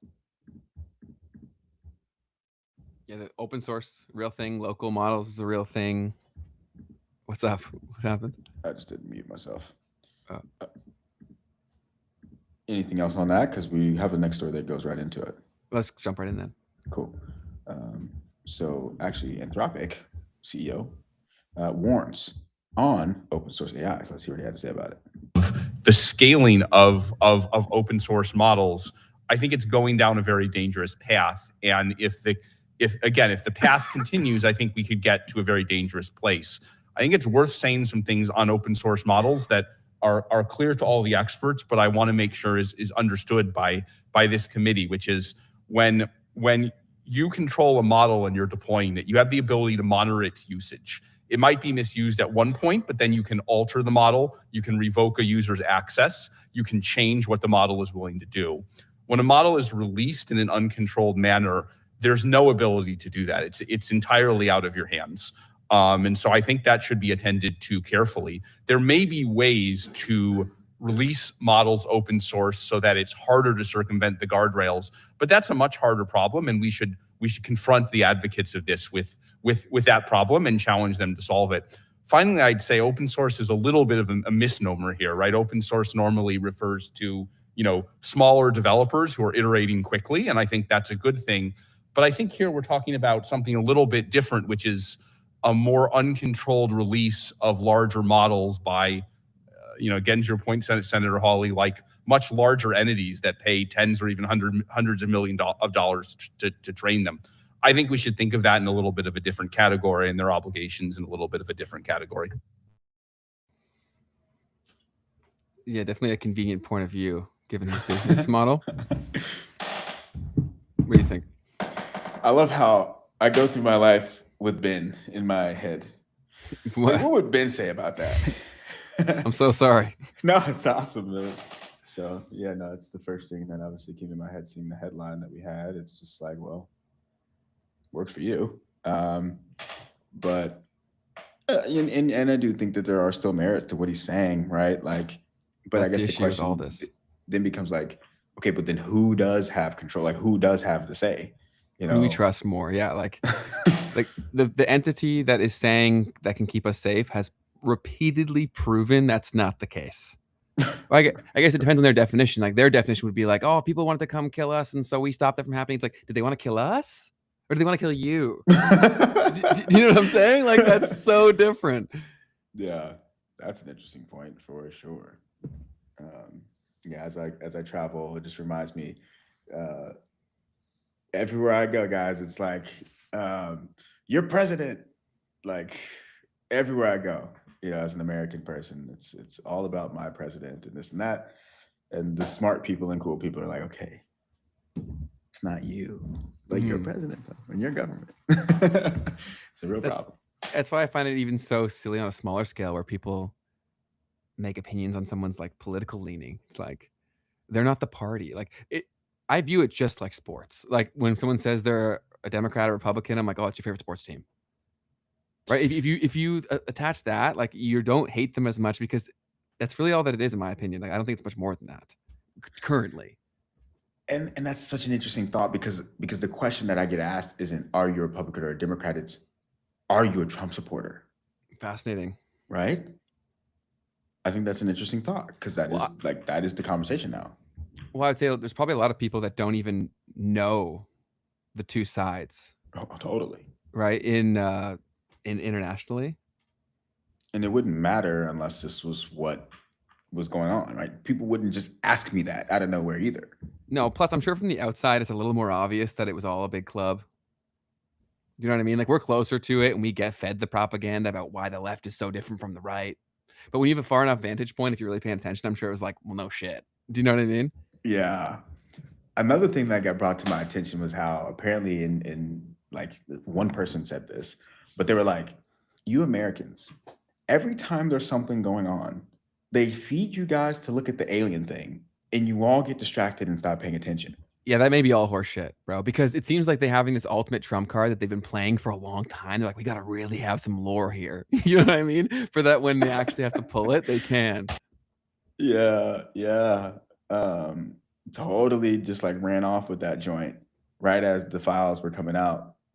So once again, that was just brought to my attention because I was like, does that happen all the time? Really though? Because like it feels like right now, like, yeah, it just happened. I do agree that it just happened, but like, is that a repeated thing? Yeah, it could totally all be bullshit. The alien stuff completely. It's super fun to speculate, and I've watched crazy amounts and read some weird books, but it's could totally be a long-term psyop play for sure. Word to the words. We got to get some more UFO people on here. There's been some rumblings. Apparently, hot off the press. Apparently, there are more than 4 species. There are more. Yeah.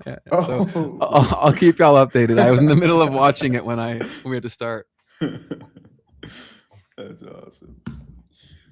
Simon Dixon had some words for Michael Saylor and Strategy. Let's see what happened. Okay, so Strategy announces a digital credit capital framework designed to strengthen digital credit, enhance liquidity, preserve long-term Bitcoin exposure, and support long-term value creation. So Stretch has been going down a lot, which is their preferred equity offering. We talked about it earlier with Tom. It was supposed to be kind of stable, and it was pretty stable at around like 90 something to 100. And then over the past week, it went down to like $70, like just crashed down. This I'll show you on the chart because it's pretty fascinating to see. It was hanging out, and then bang, as the price of MSTR and Bitcoin has continued to drop. So MSTR stock also in the absolute dirt. When you look back from like the all-time highs, it's down like 80%, whereas Bitcoin is only down like 55, 60-ish%. So it's a leverage play on Bitcoin. So you get leverage play types of returns in either direction. But with that being said, people are kind of, freaking out about like, is this thing going to zero and are they about to explode or whatever? So Simon Dixon said, still don't believe me when I said Strategy was simply an arbitrage vehicle for the financial industrial complex. I was saying it long before it became a popular view. If it helped you get ahead of the curve, I'm glad. The lesson was never about one man. It was about understanding the incentives behind the structure and who it serves. I think that is a super fair assessment. Ben, you there? Ben is there, but he ain't there. Ben is there, but he's unaware. But in general, what I was going to say is, Simon Dixon has certainly called a lot of that out. And, it is what it is, right? Like, not your coins, not your crypto. For me, I've always said, like, I don't really see the point of holding MicroStrategy. It's if I want Bitcoin, I'll buy Bitcoin. And so you there, Ben?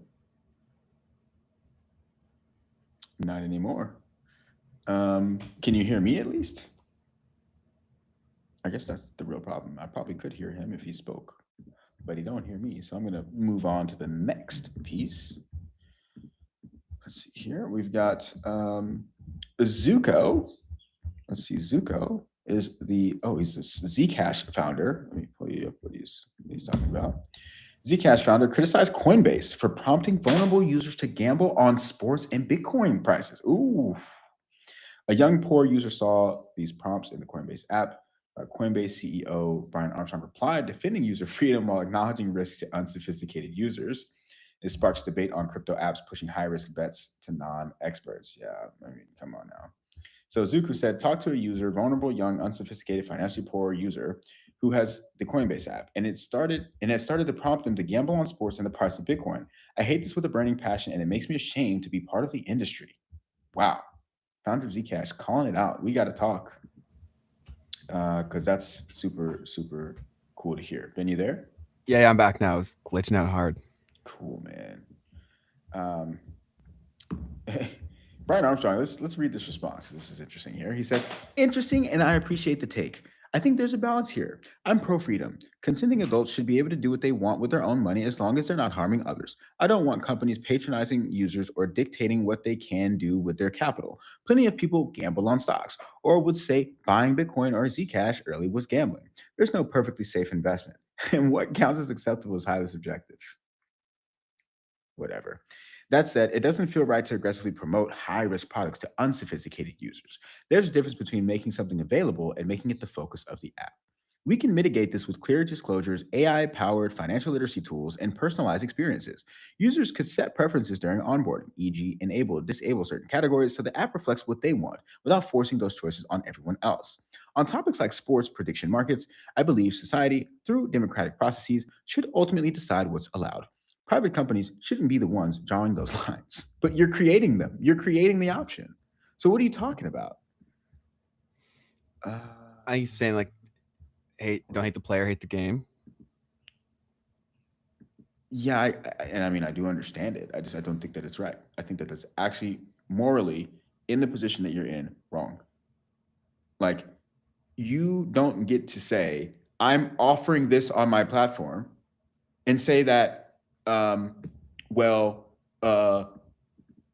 society should figure out if this is okay or not. Like, you're offering it. So you can't act like you're not a part of it. You can say that if it was just Polymarket, but it's not. You're offering the product and making money off of it. Yeah, but I'm sure he'd probably argue that given market forces, they have to do this because other competitors will enter the chat. And that's the game you're playing, brother, but you can't act like you're not. That's all I gotta say. Totally fair. I hear you. Yeah, because that's totally fair. Let's see here. And it's like Coinbase, of all companies, man, like, you could actually very much so make that stand and let everyone else go compete about it. And you actually be the one that says, like, it's not really what we're trying to do here at Coinbase. You really wouldn't suffer that much. Like, you guys are making money. Come on, man. They're struggling. And your brand is the most powerful piece that you have. But if everyone is going to do it, then I guess your brand doesn't necessarily suffer. Yeah, I think that's kind of the state of the world, right? Is everyone else is doing it, so I'm gonna do it too.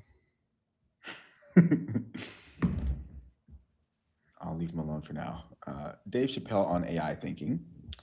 If you don't know Dave Chappelle, he's a stand-up comedian and actor, writer, producer. He tells PBS NewsHour that AI and automation may make traditional thinking obsolete. Let's hear him say it. It's funny. Okay, I was talking to a friend of mine the other day, and we were laughing about how no one really would know what to teach a kid now. What skill sets are going to matter 10 or 20 years from now as the world becomes automated and everything is just changing? So we decided that your character is your destiny. You know what I mean? Just like, if you're a good person, that's pretty much all you can ask from anybody, and hope for the best. I don't know if anyone needs to think anymore. What do you mean by that?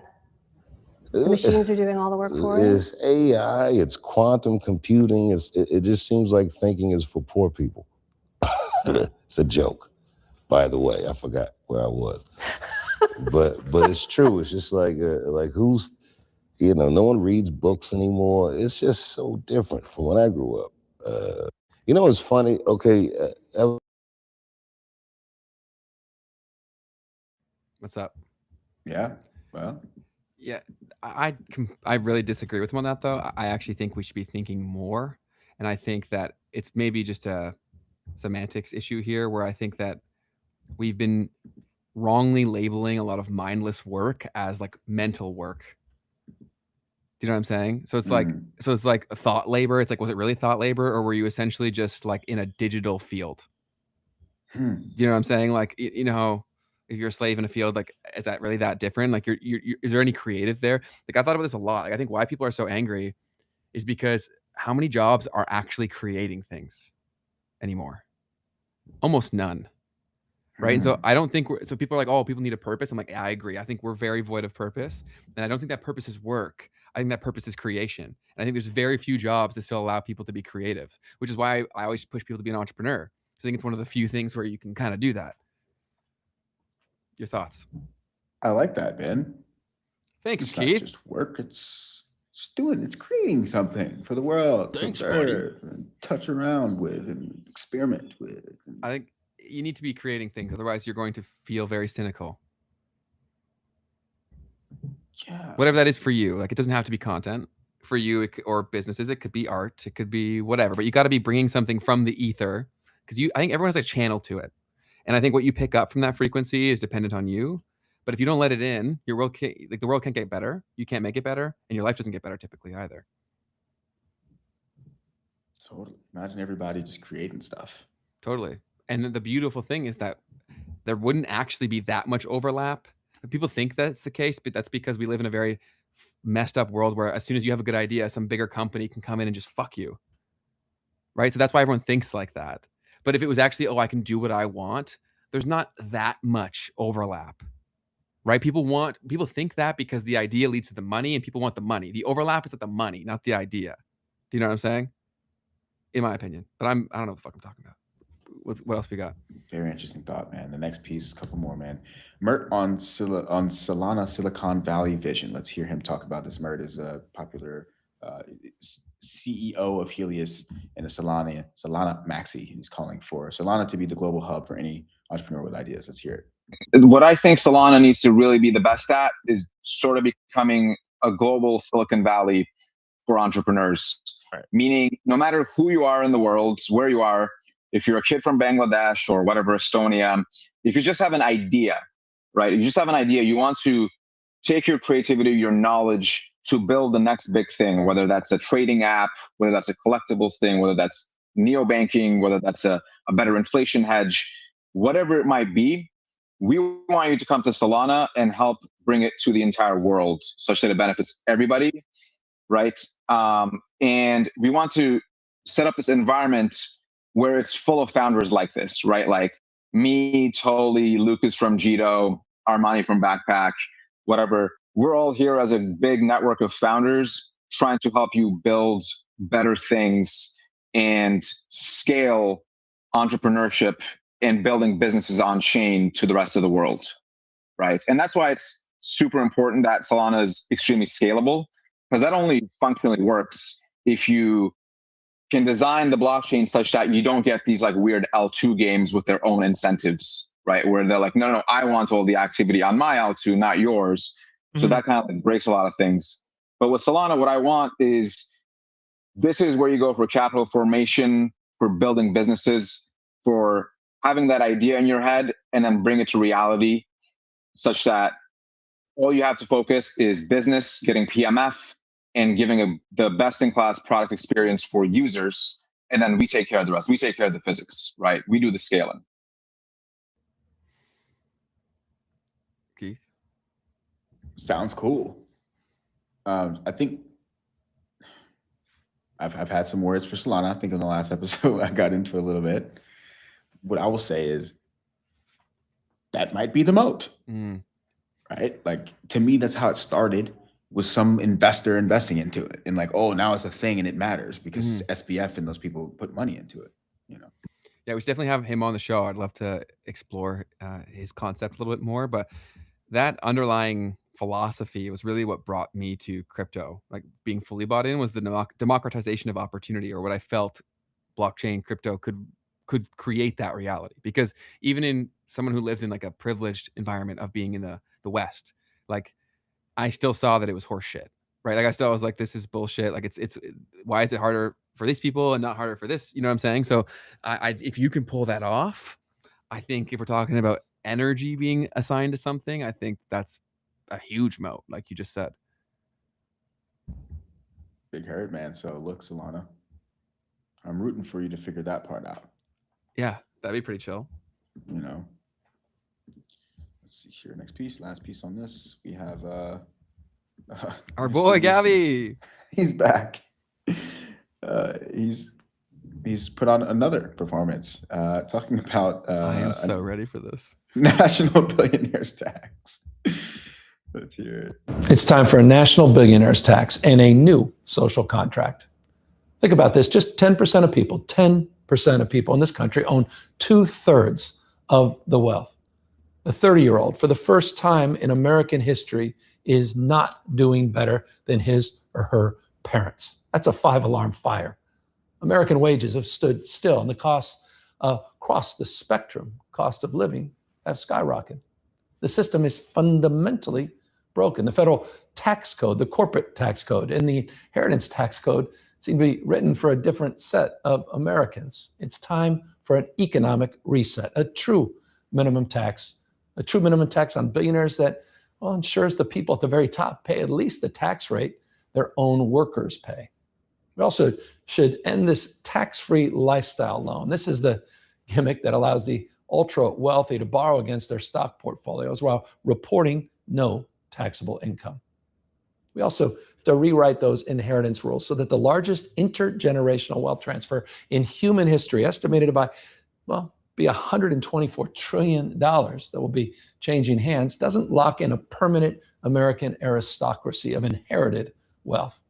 Time as well to return to the pre-2017 corporate tax rates. So you want to keep listening to that?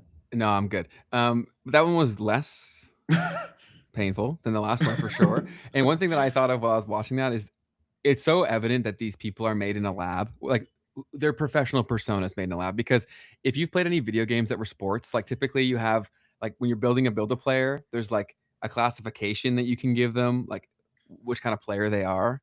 Do you know what I mean? There's usually like 5 or 6 different types of player you can make, like your NBA player or like Madden player.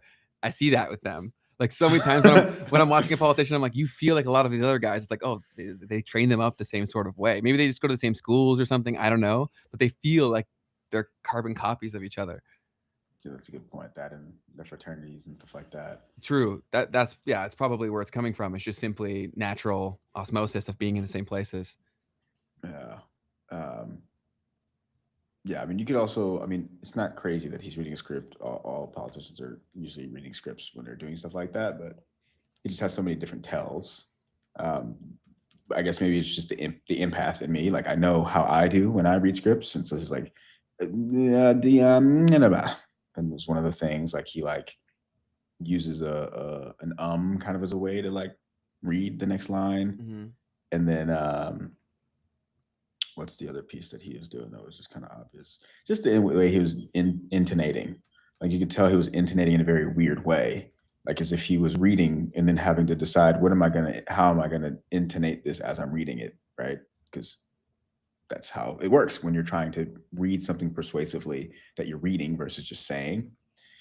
But anyways, I just thought to myself, like, you know what? Like something that came to my head is Gavin Newsom doesn't really seem like a Californian to me. Maybe that's just me, but he seems so smug. Like, aren't they supposed to be happy? Aren't they supposed to be cool? But then I looked it up. He's from San Francisco. Oh, so maybe that's why. That's a different beast right there. And he's like cold and stuff. Prof G loves the guy. Interesting. Yeah. Interesting. But I rarely see him go against the left-wing narrative, right? So if he thinks that he's their best guy, I feel like he probably feels an obligation that he has to be pro him. Do you know what I mean? Yeah. So, yeah, I don't know. That's true. And also, I haven't heard him say anything about the Carney shit at all. He loves Carney because he's super lib, right? And Newsom or Prof G? Prof G, sorry. Yeah, okay. I'm sure Newsom. I'm sure they're boys too. But Prof G loves Carney, and there's been no mention of the things that we've discussed a few times over. Where if Trump was doing that, he'd be being mentioned. Yes. Okay. If Trump was doing that, it'd be number one, and you could use the argument of like, oh, it's America versus Canada. It's like, then why talk about Carney? Period. Yeah. No, I mean that's right up his alley as far as a topic to discuss. Totally. That's something he could easily call out. So yeah, that's interesting. Yeah. No doubt. That's all the stories, right? Yeah, it was pure memes. Cool. Ford engineers going back to work realizing that they did more than AI ever could and still got fired. That's speed, right? Yeah. Then we've got preparing for another week in Nasdaqistan right here. Nasdaq. I love it. Crypto explained in 24 seconds. This one's great. Look at this. You look like we're a couple. You are joking. Yes, couple of friends.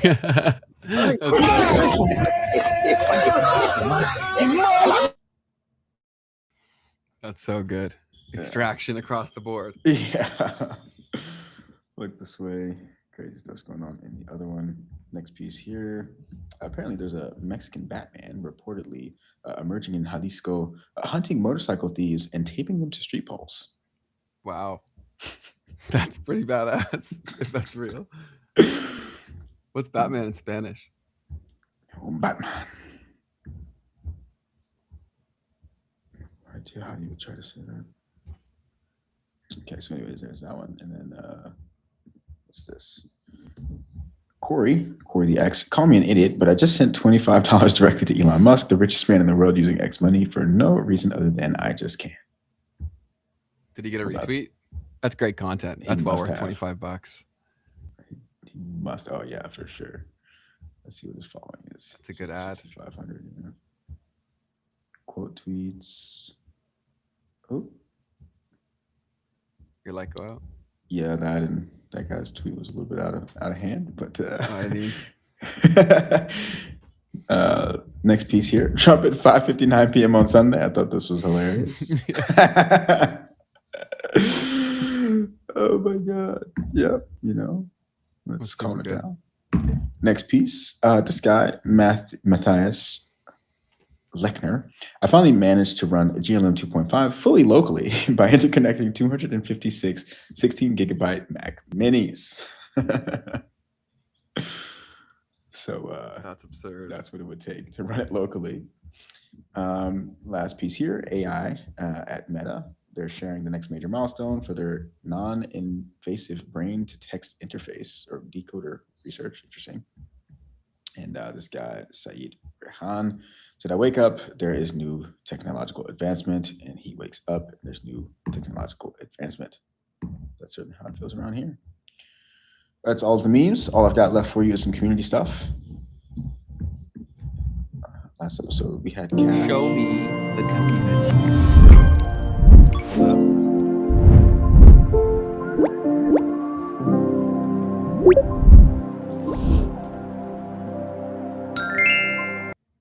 Fantastic. Well, last time around, we talked with Cash from the Cardano community, Mr. Anvil. And yeah, so got some feedback from the folks. Very good episode. Says Night on the Sun. Appreciate all of you. We appreciate you. Night on the Sun. Appreciate you. Phosphate. I hope I hear about the possibility of in-game assets being blockchained. Wow. Don't know where I got that from. Yep. We talked about that again today. Yes, I actually want to develop a game, says Night on the Sun, that teaches people about money and crypto. I want to incorporate game assets on the blockchain. I was just talking to my partner about this, gamifying this stuff so average people, especially young people, can learn and digest this stuff. I have a lot to learn. I'm not a game developer by any means, but I'm willing to lock in and learn. Super cool. I have a video game that I'm building out, and I have more games I want to build in the future too. So I hope you do that, and I hope you tell us about it. Heck yeah. Lawrence Israel was laughing at something you said. I got to see what it was. And not even just that, but like we saw. There were arrests? Where? From YouTube? Like from people posting on YouTube, they got arrested? Oh, no.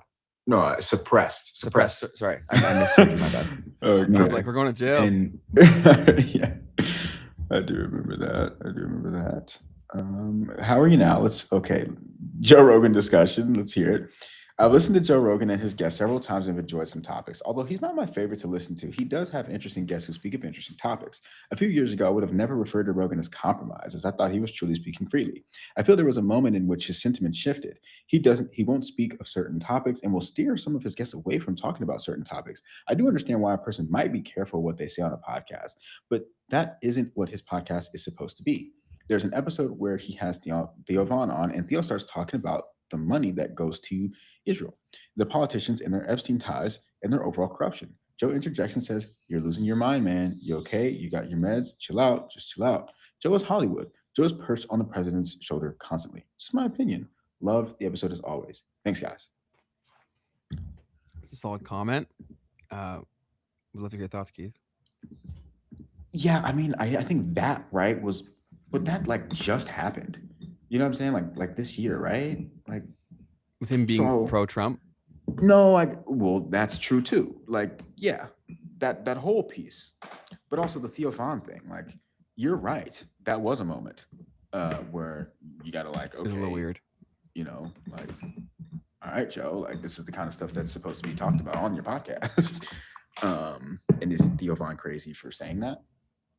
But and Theophan's a comedian too, so like, I don't know. Yeah, like that probably is a moment where you could say something like that. But I think that was like just happened. So I never looked at Joe Rogan as compromised before that for sure. Totally fair. Yeah, everyone's entitled to their opinion. Yeah, so let's see the piece here. I'm late but here. You guys can get Taylor Swift on the podcast. Her and Kanye would love to hear about this.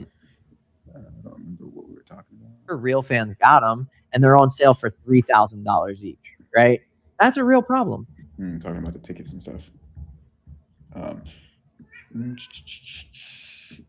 Cool.